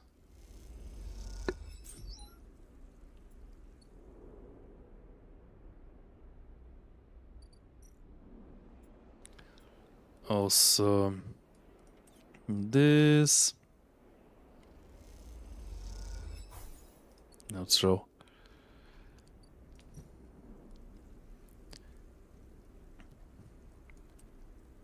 Yeah, let's do it again. Oh, not so nice. Nice. I mean, how? Why? What can we do? Barter for food. Work the stacks. Steal the harvest. Nah. 2 cycles here. Oh. Cyberos now he started dismantling this ship.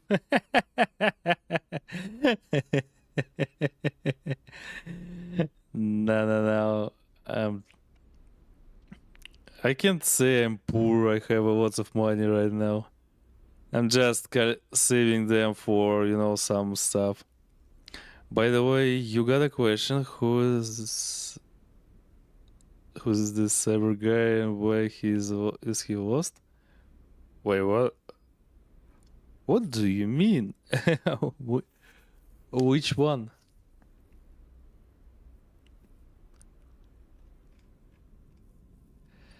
Monkey, by the way, what do you think about going into 720p? Well, cyber. Yeah. Now I got it. Oh. This nickname has such a long story. I got it. How many? I got it in 2007, 2008, probably. This nickname was Cyberos. You watched it without problem, so you wouldn't mind. Because I don't want to switch to 180p. Because I don't want to lose the quality of the stream. I know that if I switch to 720, that I'll get probably more viewers from mobile. But how more? Yesterday I tried to find another VTubers that have not much viewers like me. Well, to support them. And Twitch didn't show me any of them. It was sad.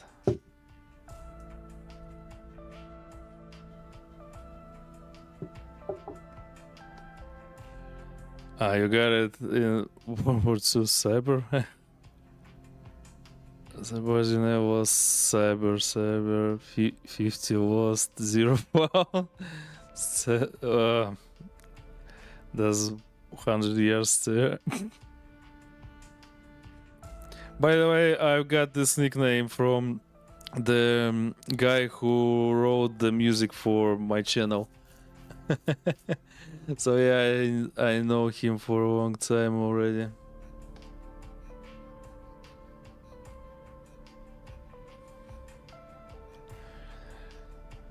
Oh my god, I'm so old. Again, I understood that. Yeah, let's collect more scrap. Oh, we need it probably. Oh, wait.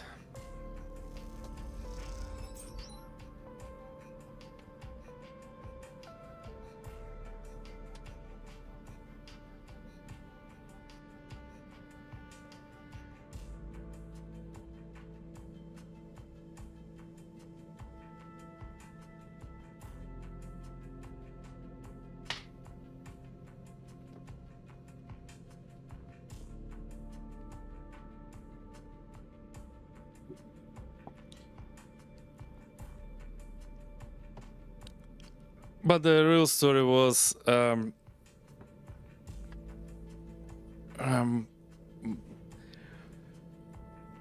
friend called me just Cyberos.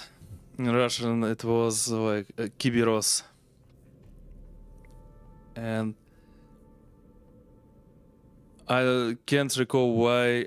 No, I can't recall why. I liked to learn the history of South America back there, and I decided to add a loss to those Cyberos. That's why. It was 2008, yeah.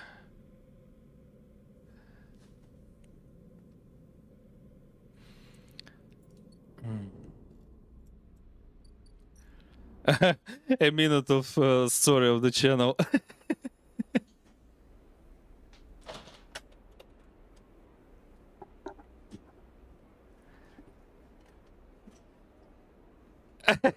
Yeah, I can repeat. I said that the real story was that my friend gave me just Cyberos nickname, and in Russian it was Cyberos. But since I like to learn the history of South America back in 2008, for this reason I've added a loss in the beginning of my nickname.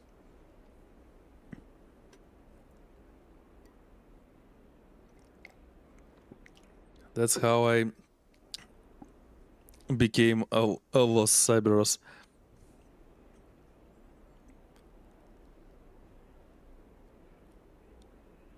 Yeah, ending cycles.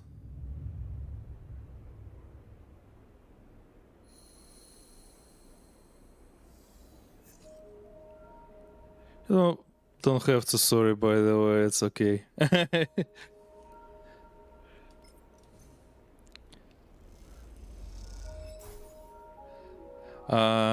You have the similar thing with a friend of yours you met in Ramazan. Yeah, I know what Ramazan is. It says holy months, something like this. when you don't have to eat or drink or lots of stuff until the dusk.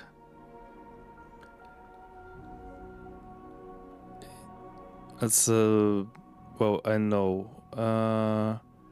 You didn't know his name at the time, so you called him Ramo. This day, you still call him Ramo? Nice.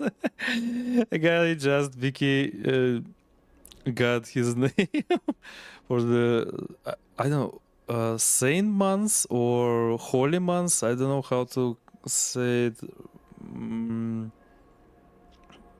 correctly, but yeah, I know about this. This part of your culture. So it's from Muslim. I think I can recall.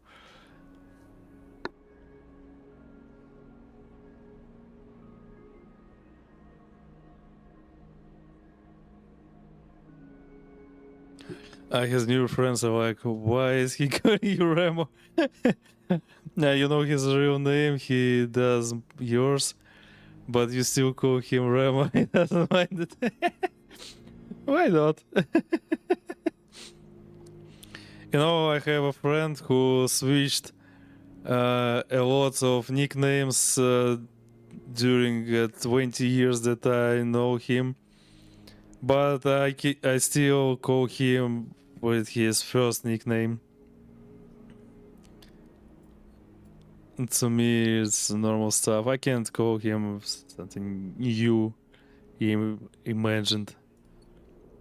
Okay, let's finish that quest, the old one. Yay, Emphis. Emphis is preparing the Matsutake caps. He cleans them carefully with a damp cloth. Before shaving his stalks as if he was sharpening a pencil. His knife slides through them, revealing the bright white of the flesh within.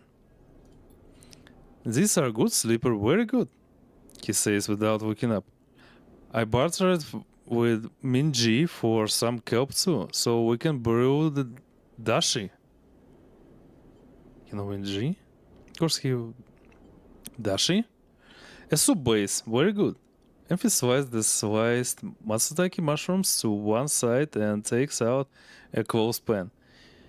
He opens the lid and you see the green wafer of kelp sitting in a bath of water. Been soaking it since last cycle, Emphis explains.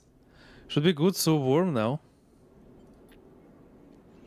He places the pan over the burner and turns it on low. We have some time now. He wipes his hands clean and throws the cloth over his shoulder. However, there's one difference this cycle.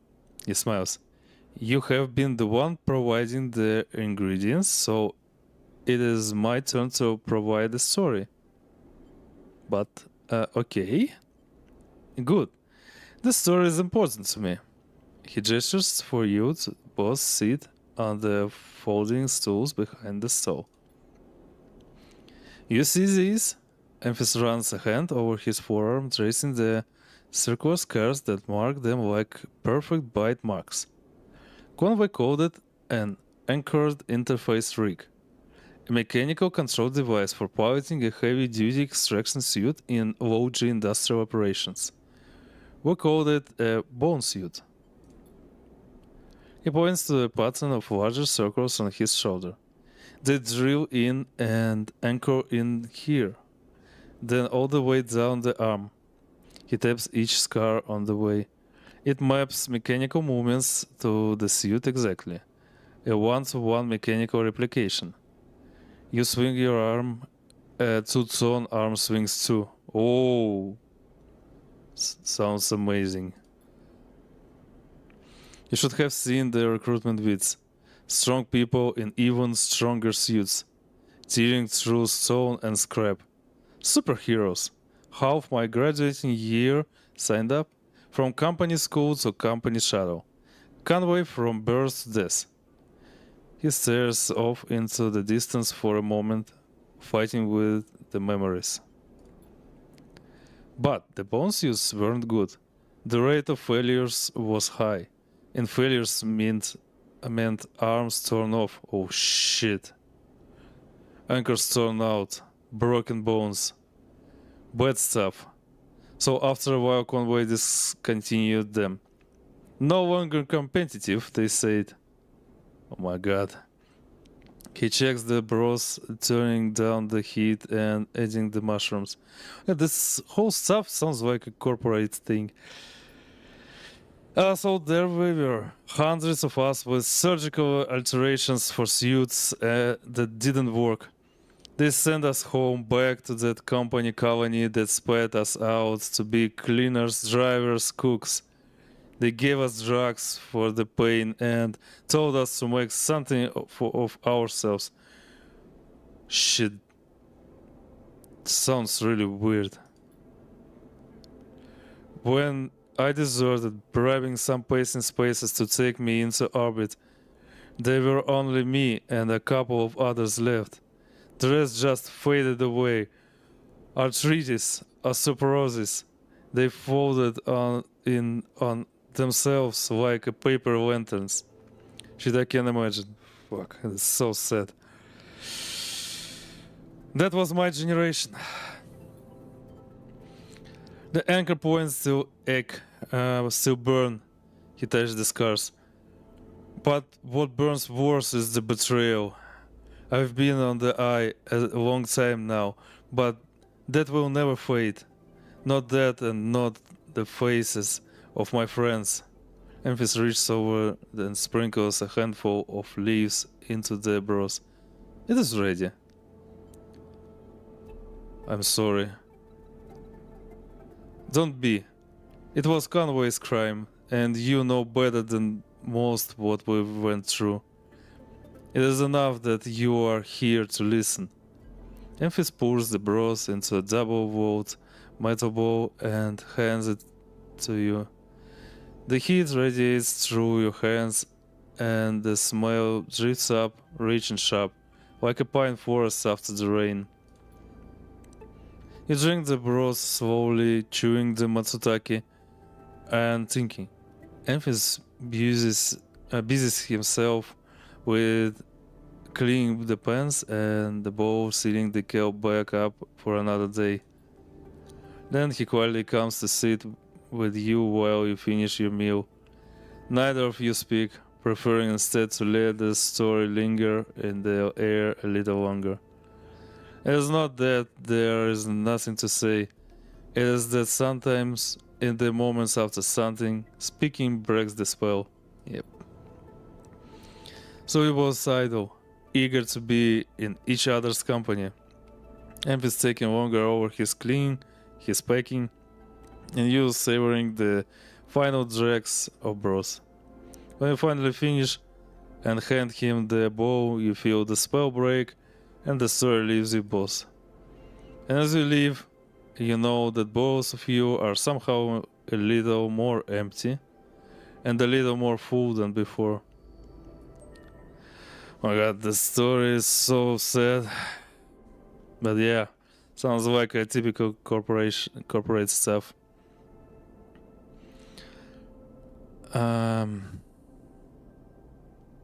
20 years of friendship now, that is a real friendship.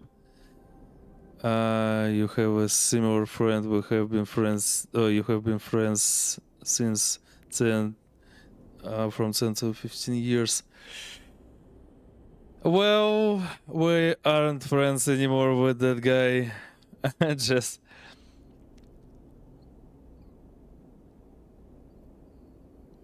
I can't call the guy like friend anymore. We became, well, 20 years, you can imagine. A lot of time, a lot of events in our lives, lots of stuff that changed us. So we changed a lot and couldn't accept each other. So we now like we're still talking, but we are like I don't know the word. Wait, I will use this translator, I suppose.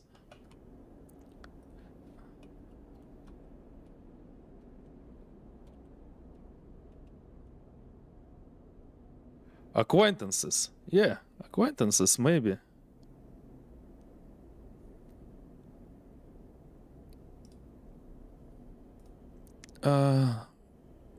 That's okay, monkey. Thank you for your concern, but that's okay stuff. I have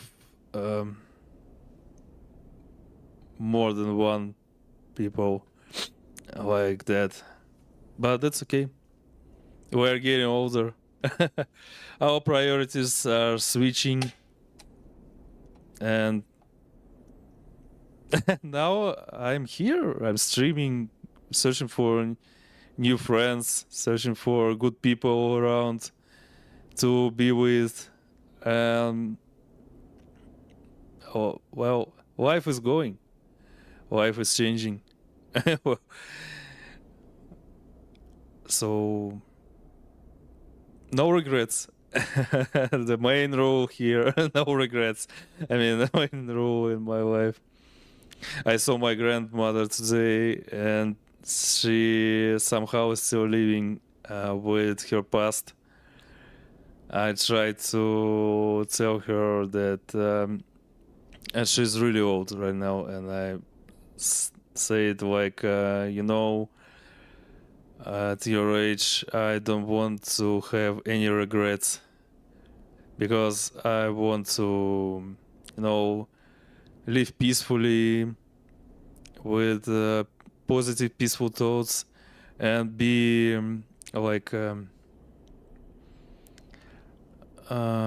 be happy with all events of my life, even those bad ones. So that's my path of my life.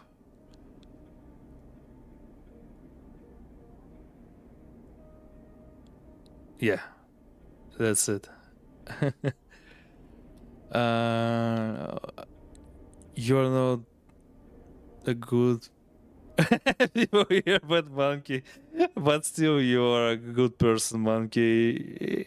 I don't think if you were a bad person, we had such discussions here. As ever, I'm kinda hungry. Yeah, by the way, you're right. She wanted to give me some cookies and waffles and a lot of food. It's like a tradition here, I think. But I was like, no, no, no, no, no, thanks. I just want to just came to spend some time with her.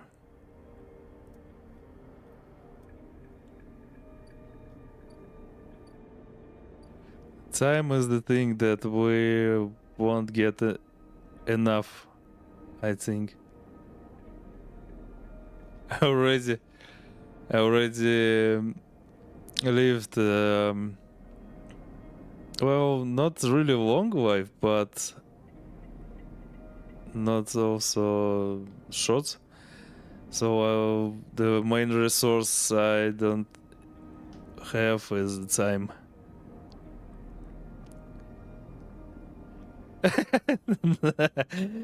No, no, no. Well, she was like, but why?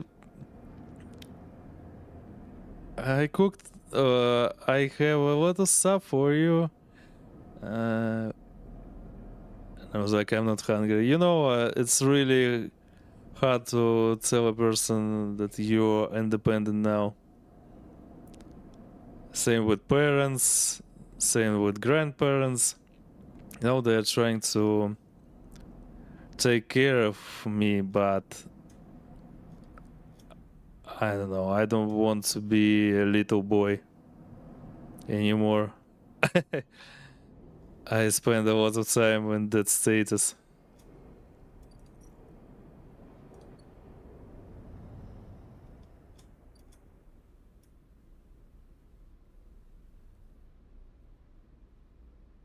Oh yeah, commas are important things.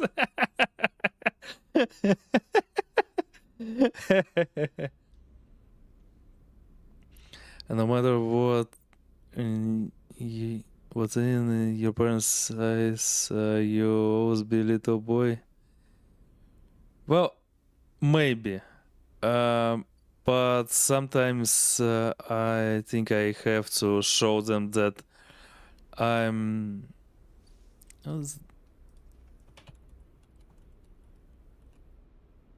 well independent or separate, because I'm sure that they need to spend their time not on me. They spent a lot, so now they need to spend their time for themselves. And the only thing I can help with that thing, I can help them. Well, my time, some help with money, that stuff. How to know you're adopted? Step one, tell your dad this. Dad, I used Twitter. If your dad didn't leave to get milk and gas here,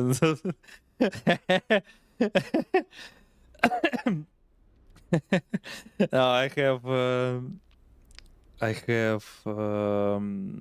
let's say,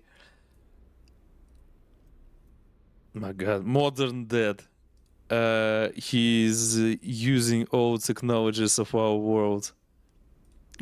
So there's nothing to everything is okay to him, like Twitter, Facebook, and stuff. But did I ever try? Yeah, of course. Well, I would say I was in Turkey a lot of times in my life. It was a time that I was visiting Turkey like 1 or 2 or even 3 times per year. Well, I had my own reasons for that. And I ate a lot of Turkish food and I still love it. But today is really hard to get Turkish food here. But really still I want to eat something like Iskander. Yeah, Iskander.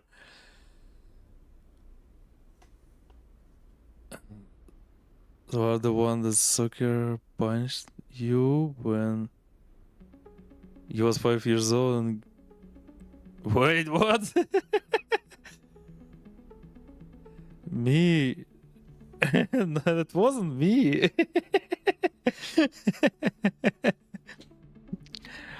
I'm a peaceful cyber spirit. I can't harm a person.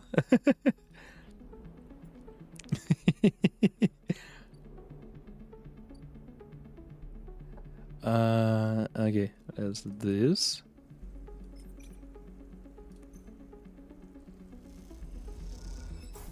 Yeah, nice, perfect. That's what I needed. Hypa.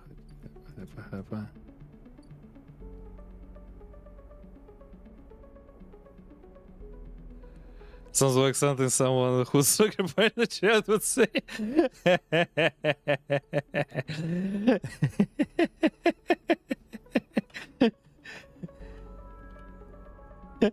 You don't have any proof. And we have presumption of innocence here, you know. Okay, I forgot what I wanted to do.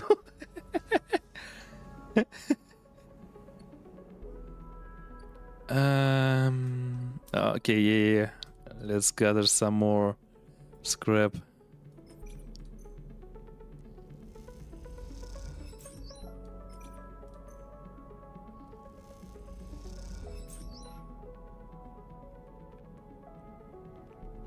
Jokes aside, you don't eat Iskander that much. You are not that for picky eater. You mostly eat bread-made foods like egg bread or bread köfte. I don't know what köfte is, so you don't have to explain. Man, now I want to eat.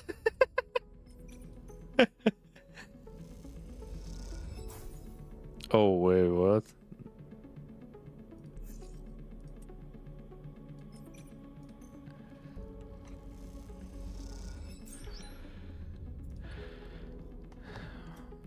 Also, speaking of bread, I can't call it a bread, but also I really love gözleme with green or with not iron, but oh, this thing called Turkish goat's milk. Oh God, I forgot. Bread meatballs. Yeah, of course you can send it on Discord.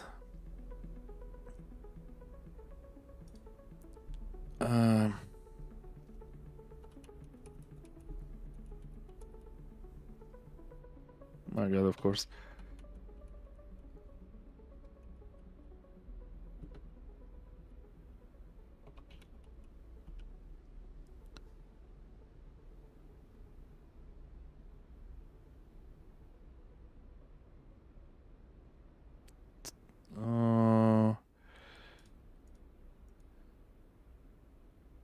Can't find it now. You send check it also made out of bread surprisingly. Okay. Kishi Sutu got me. No. Let me Google it because I want sleep.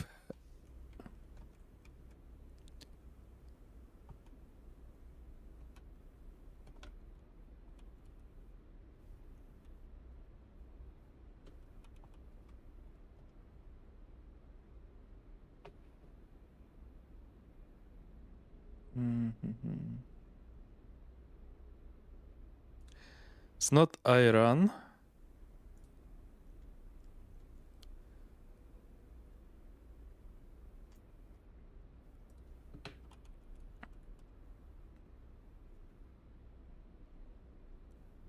Something.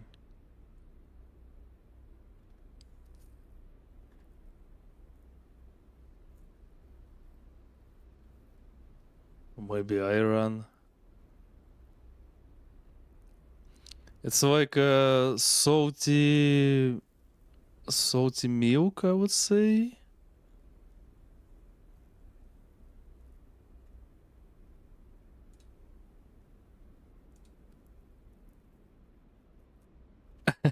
Russian, I speak Turkish super good. Thank you. Well, my father knows Turkish pretty well. He can speak it like in any time. Like I'm speaking English right now, he can speak Turkish. It's Iran, but sour, normal Irans and sour. Okay, if I will remember.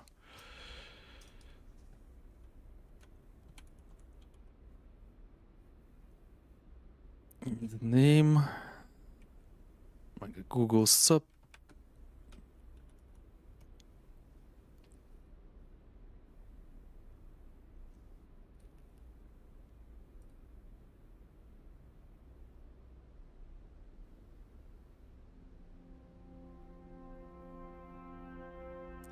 No, I was right. It's Iran. And the other version is Tan. But it's not Turkish. So yeah. I can recall Iran was a great thing. Especially in the morning. Also, still I love Lahmacun.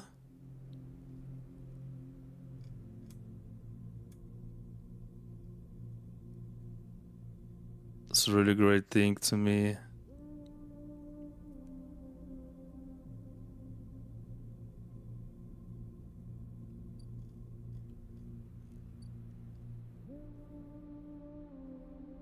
Oh, speaking of Turkish language, literally I have had a conversation with my father yesterday, and I asked him some words, and he explained me the meaning of the phrase "iyak shamlar." So literally, have a good evening.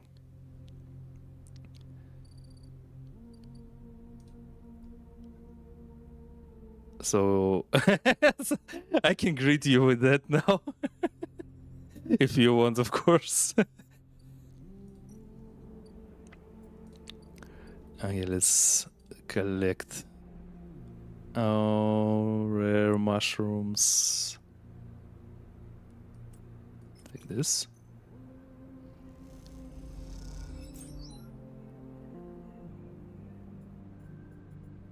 Matsutake, nope. Need another.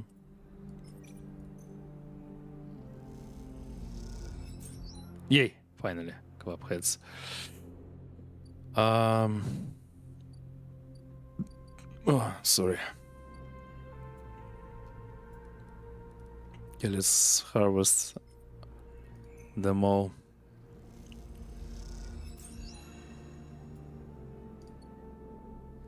And we need more. One.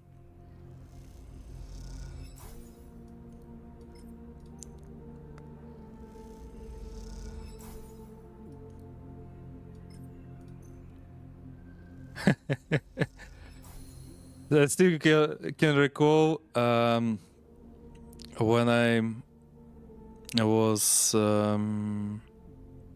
probably 10 years ago in Turkey, and I wanted to order red wine, probably. If I can call the names or alcohol here, I don't know. Not sure if it's okay for Twitch or it isn't. And I just came to apartment and said, like, bir bardak kırmızı şarap, lütfen. And after I said lütfen, the barman looked at me like, whoa. I was the first person who said please. I don't know, maybe, but well, the guy was polite with me the whole evening. It was really great.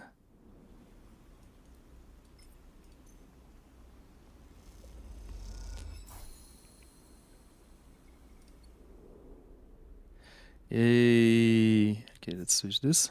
Let's restore our body. I was 10 years old and he was 10 years old and you kicked the baby. No. No.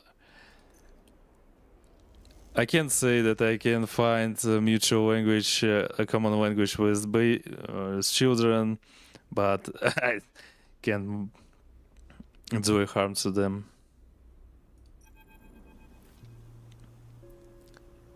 Okay, let's finish the quest probably.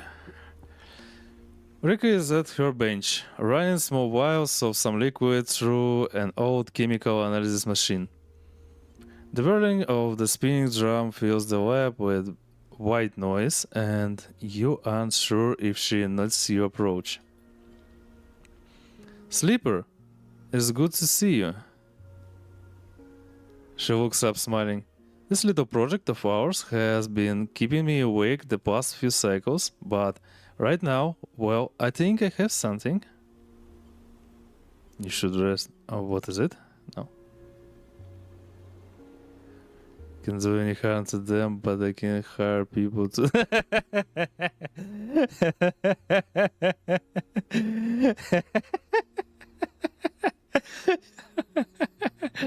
Okay, monkey, I'll hire you for that.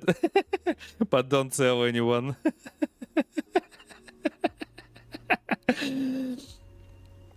The drum finishes spinning and Riko lifts a vial from it, holding it up to the right, to the light. This is something I extracted from those club heads you've been bringing me, and according to my analysis, it is a substance totally unique on the Greenway. You look at the small amount of liquid in the vial. Any idea what it might be? Riko asks without looking away from the vial. Stabilizer spores. I already chuckled to scout. By the way, I love to play scout. I was turning on the drum and bass music or hard cell music back there, and I started the match playing as a scout. It was so amazing. It was like a adrenaline burned my body, and that was really great. But I was young, that's why. Now I can't even imagine what will happen. I think I got more calm right now. Riko notes, you aren't the first sleeper to come through here. Perhaps I should have mentioned that earlier. Yeah, you mentioned. Riko's tone suddenly drops, changing the atmosphere in the lab immediately. I just thought, she pauses, thinking very carefully of how to continue. I just wanted you to trust us. What do you mean?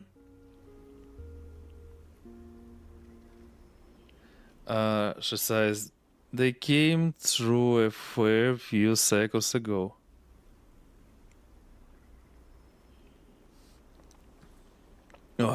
Oh, my tea is so cold right now. I found them wandering in the broken section near the gap. The members who brought them in had never seen one of you before. They were terrified of the strange person wandering in from open vacuum. They were quieter than you and damaged. We did our best to patch them up and welcome them to the commune. I only really spoke to them once while I was working on their wounds, along with a couple of system engineers. She looks nervously at you. I'd never seen a body like that before. I took some readings, some samples. Samples? What hobbies do TF2 mercs have? Scout baseball, pyro ponies, heavy lifting, demoman, alcohol, magic, yeah. But I can say all of characters there were really great, and they have this all narrative stuff. They had their own stories, and it was great.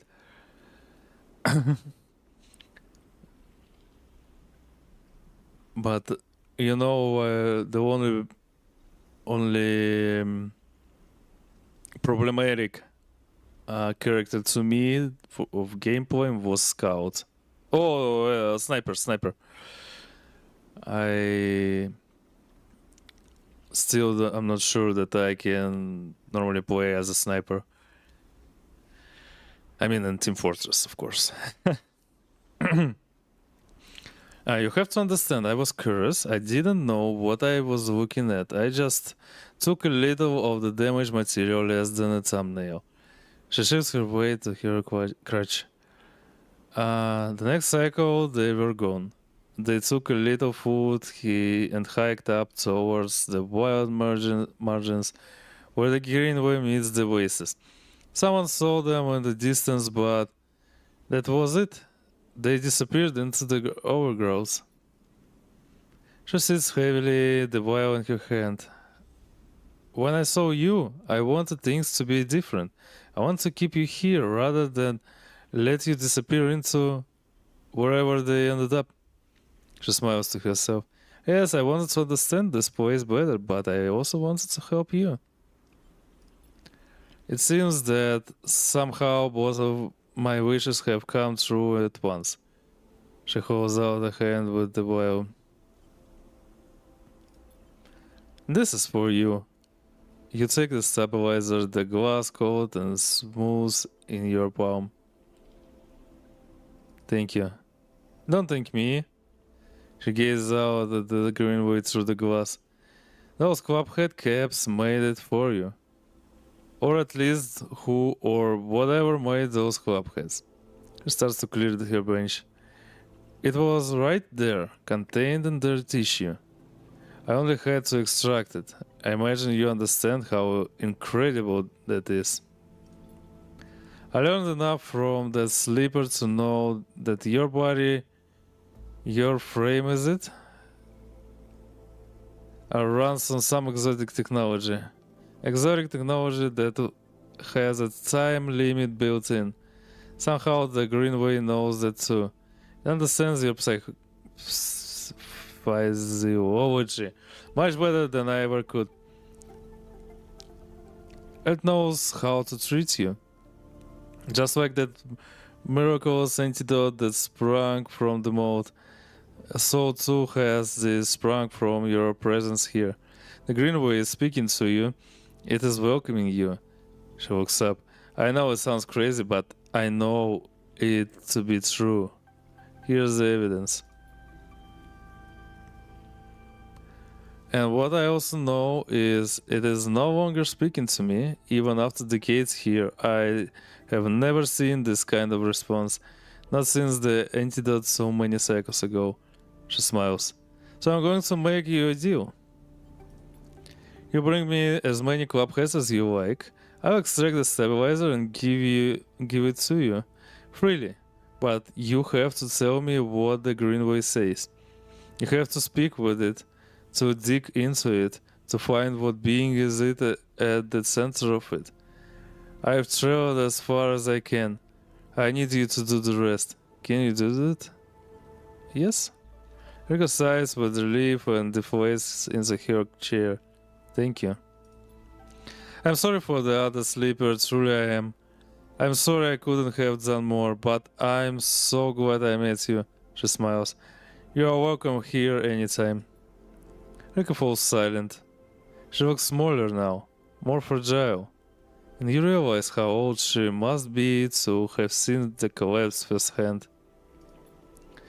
You idle a little in the lab in case she asks for anything else, but she remains silent, and so you drift back into the tunnel, thoughts of that other sleeper and where they ended up weighing on your mind. Yay! 2 upgrade points. Okay. Let's do this problem. Icebreaker or show it. Take engineer skills.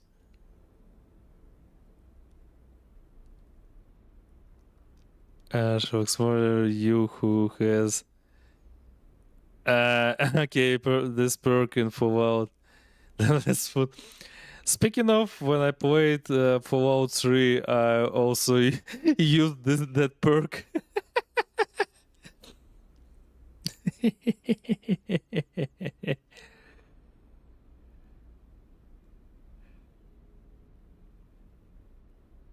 Yep.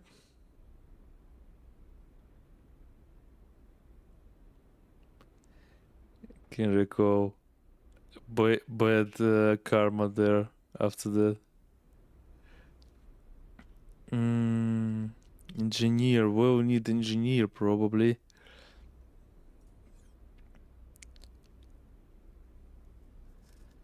What if you wanted to nuke a town, but game said essential NPCs can die? In Fallout 3, you could do this, but can't recall if they died. But in Skyrim, some NPCs got killed by a dragon. Some important to me NPCs, but not for the main story, but for side quest. Okay, wait a second. I need a quick break, like 2-3 minutes. I'll be right back.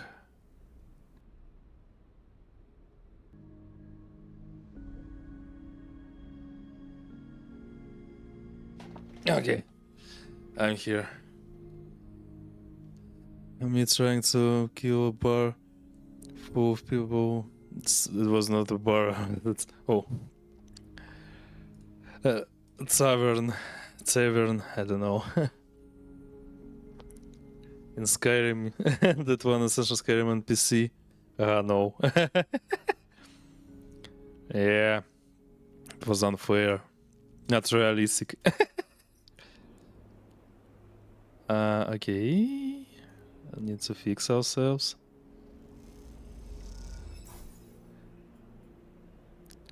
Already have 3 stabilizers. Also, we can trade Matsutake. Oh wait. Okay, now we can start quest by Bliss.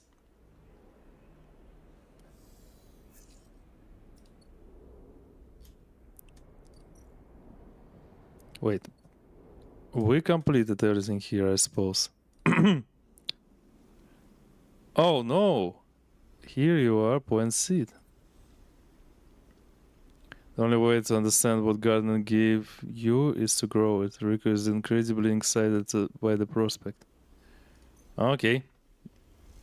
Bliss can wait. I would say good care of its slipper. Riko smiles, don't you worry. Okay, leap. Oh, 6 cycles. No, even 8 cycles. 1, 2, 3, 4. Yeah, 8 cycles. Yeah, we'll have to wait. By the way, to my shame, Monkey, I played only the 3rd Fallout. I completed twice. Before the DLC that was fixing the end of the game. And of course after that. So I haven't played Vegas. New Vegas. And but I have it. Also I haven't played Fallout 4. But also I have it. But without DLCs, sadly. And haven't played 76. But 76 is more multiplayer one. You played all Fallout games except Brotherhood and 76. Well, Brotherhood I haven't played as well. I wanted to start Fallout 1 on streams, but I don't know now. It will take a lot of time from so still I don't know. Let's do this. 1, 2. Oh yeah, finally. Okay. Ore fabricator. Let's fabricate another ship mine just for just in case. And you wait for Out 1 and 2, they were very complicated, so use your small brain, but I managed to push through. Nice, nice.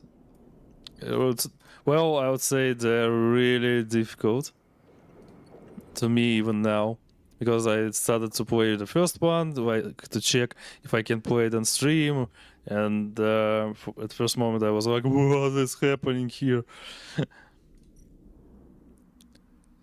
Oh, we can scout the dog, by the way. But no. Let's start a quest by Bliss. Have money for her. Yeah, I forgot to sell Matsutake.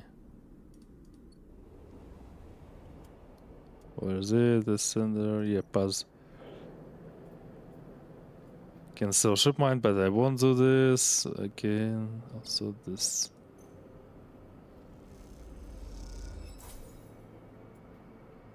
Hey, I got cryo for the mission.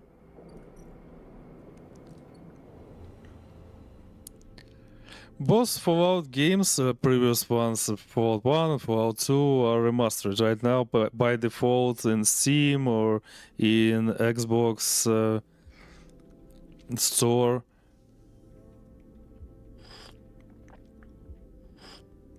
Oh, nice. This tea is so tasty. Here, Bliss. Let's give her some money. Partnered with Bliss. Yay. Oh no, now I have to wait 3 turns. Okay, I'll do this, I suppose.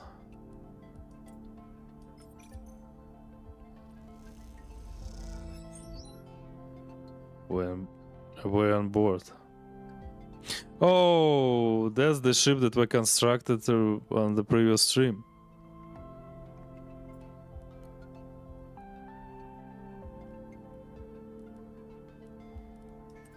Okay, let's do this.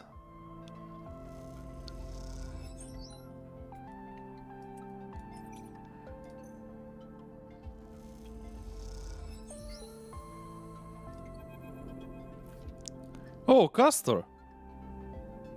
Oh, again. Quite the achievement, isn't she? Sandra Silis must be proud. You recognize the resonating voice of Castor immediately. And turn to see him, hooded and tucked into the shadows near the viewing platform. Castor, I see you remember our game. Good. He walks around, but the platform is clear. I'm afraid you have to wait for a rematch. Microgravity makes Tava a little difficult. He smiles broadly. Castor walks out to stand beside you on the platform. The telltale clunk of magnetic boots accompanies his slow crossing.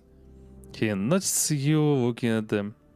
I don't much like it up here, he explains. I hear there was some trouble at the Heavenage shipyard when they announced the results of the crew lottery. And they screwed us. I know. He sighs, meeting your eye. An ugly business. Cities are too used to the way things work in the core. Exploitation is the only logic they know. Exploitation. Yeah. He gestures out at the side rail. You know why they built this monstrosity on the eye? Money, control. Money, probably. That was a part, perhaps, but there are cheaper shipyards. He stares at the pristine yellow hull. Silis and built it here, says Custer gravely, because they didn't want anyone to know it exists. Oh, interesting.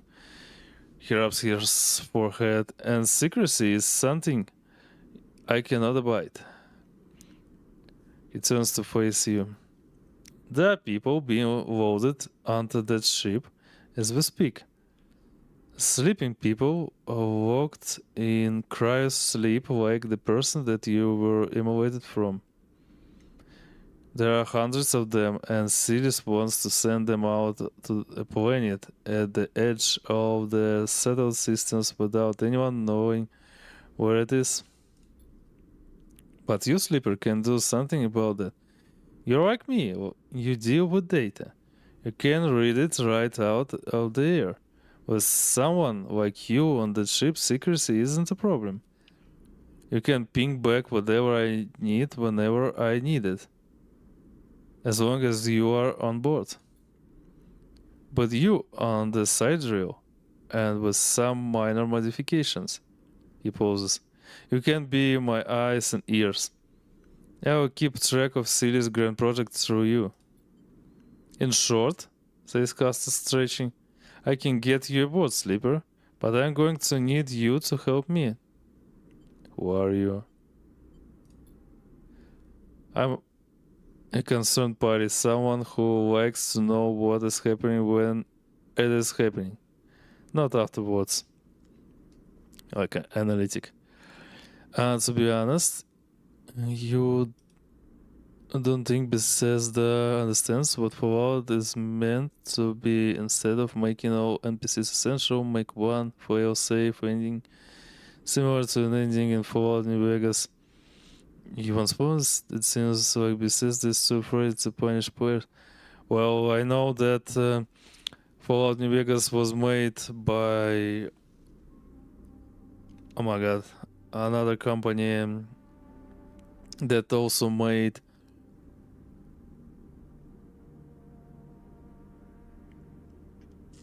another space game, space RPG, Outer Space. Yeah, the Outer Space. Wait.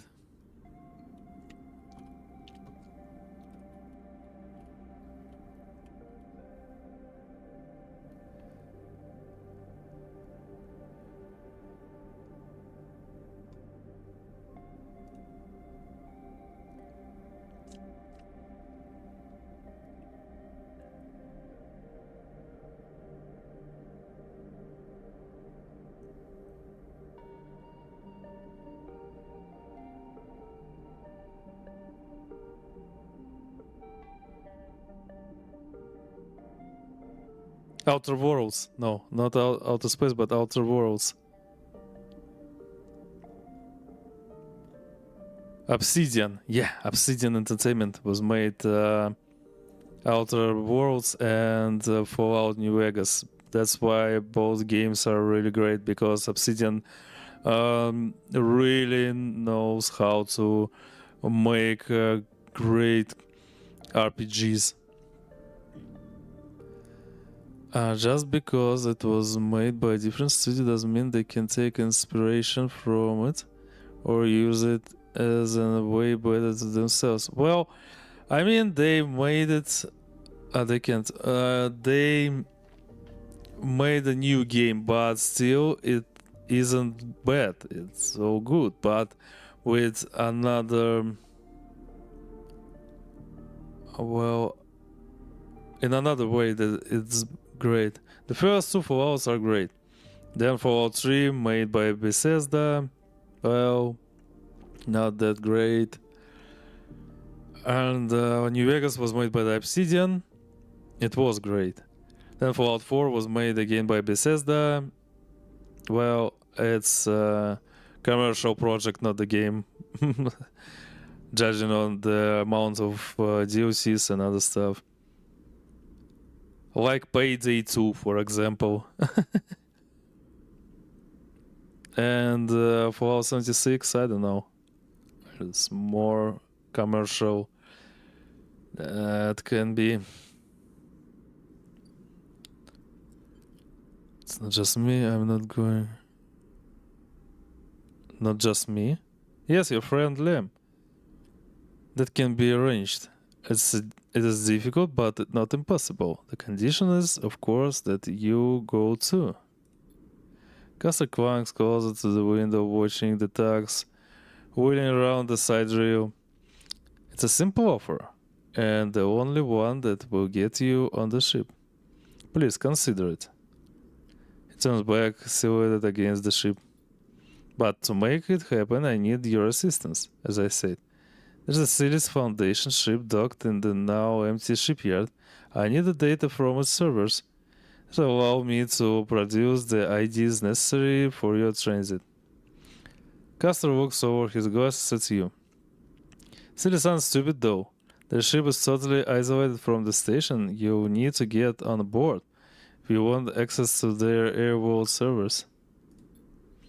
Once you have the data, meet me at your friend's unit so we can give him the good news. He smiles.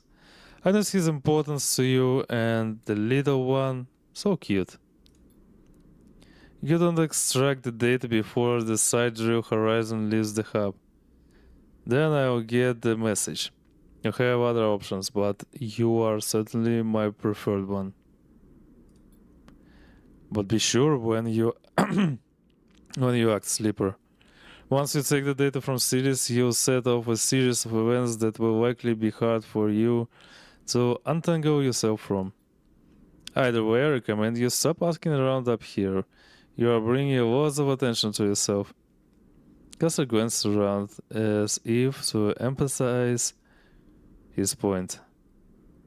There are only a handful of cycle until departure, Sleeper. Make your decision. Oh yeah.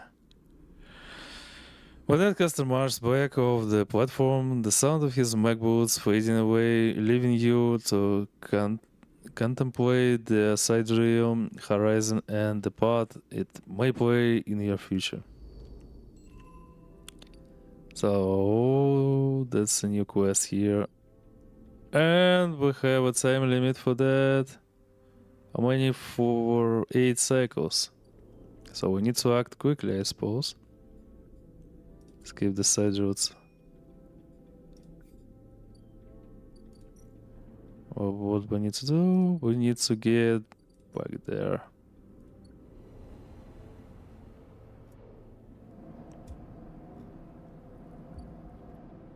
Here you are. Engage into it. Yay, we have +2/+2.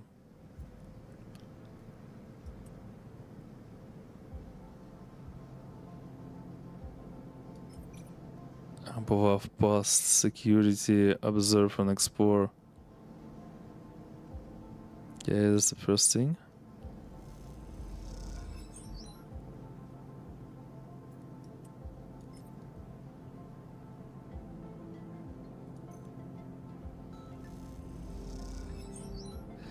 Shish! One more. Okay, we have our bay here. So never mind. We'll do it. Fortunately.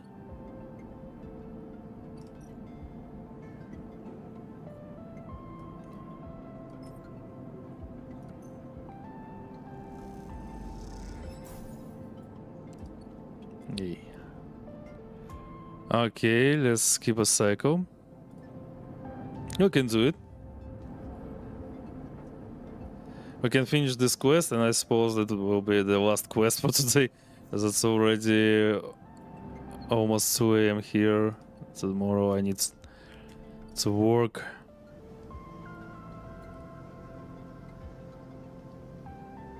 Okay, we can use this here. That action. Yay, positive. Nice. Okay. And what? Extract Ceres data. It's interface. We'll use this.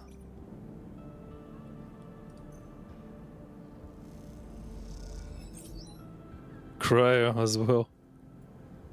Another cry. Nice. Is it all? Yep.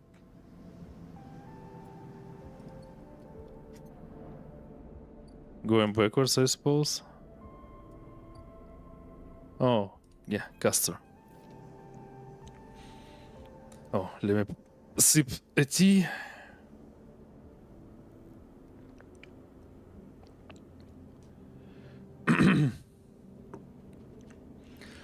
When you arrive at Liam and Mina's unit, Castor is already waiting outside, leaning beside the door. Forgive me, Sleeper, but Silas is already buzzing with news of the breach. I was expecting you. Will this work? Don't worry, the breach cannot be traced to the specific IDs I'm about to create. Castor reaches into a pocket and produces a sleek green and white hand terminal. The data, please. Hand it over, yeah. You hand over the drive with the data and Castor fishes around for a converter cable to hook it up. He sorts it into the terminal and after some whirling a set of two transparent films, marked with numeric sequences, are produced. 2 tickets to an uncertain future. Castor smiles to himself. The child will go with Liam, of course. He pockets them. These are yours, but first, he holds out the white cube. Your side of a deal? What is it? Send it to help us make use of you. Pass you the square and you rest it in your palm, a small white perfect cube. Suddenly you feel a sharp pain and flinch. The cube jumps from your hands and rattles along the walkway. You look at Castor apologetically. Castor smiles. Not to worry. It has done its job. Now it is for you to do yours.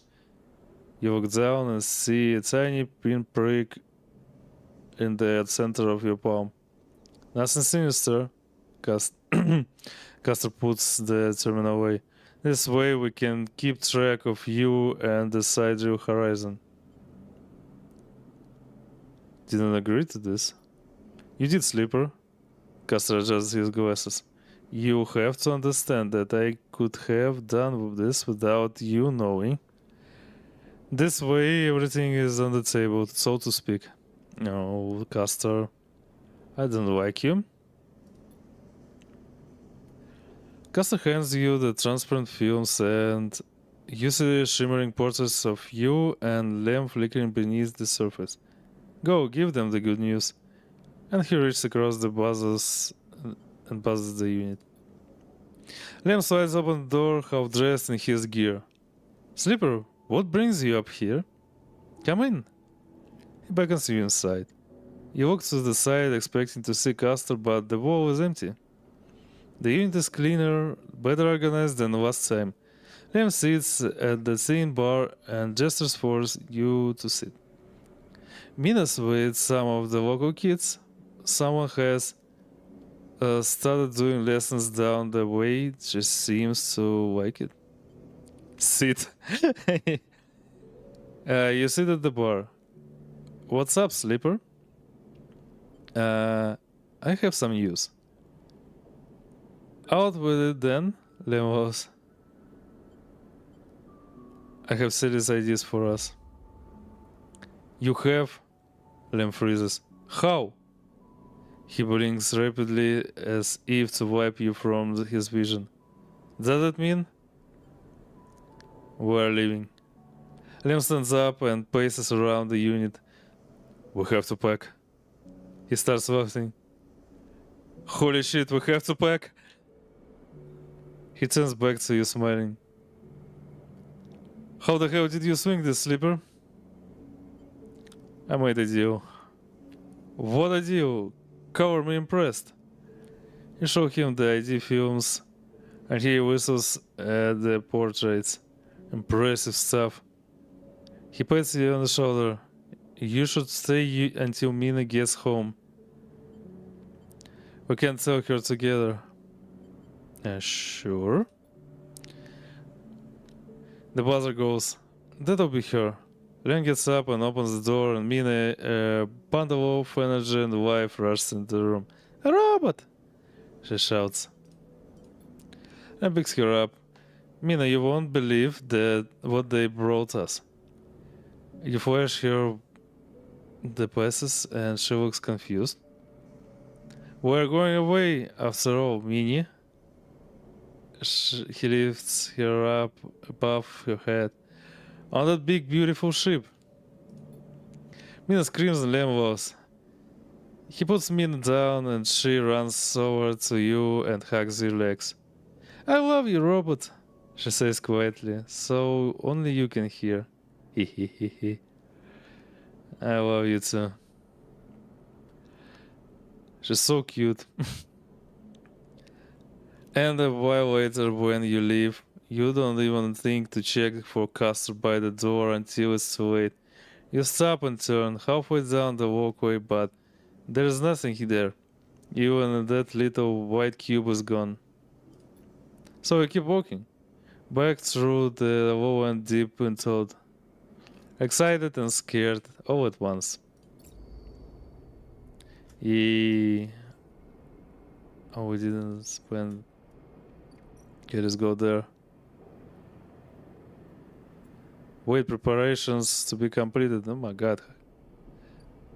How long?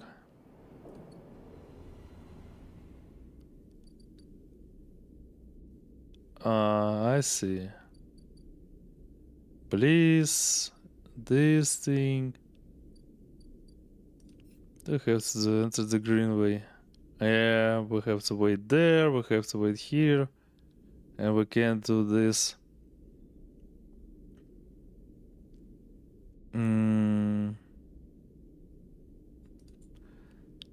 Oh, we will do this tomorrow, I think. I want to eat, I want to sleep already, so yeah. I would say we didn't made was today in game, but I can count the stream was successful. A lot of interesting talks, a lot of stuff to share.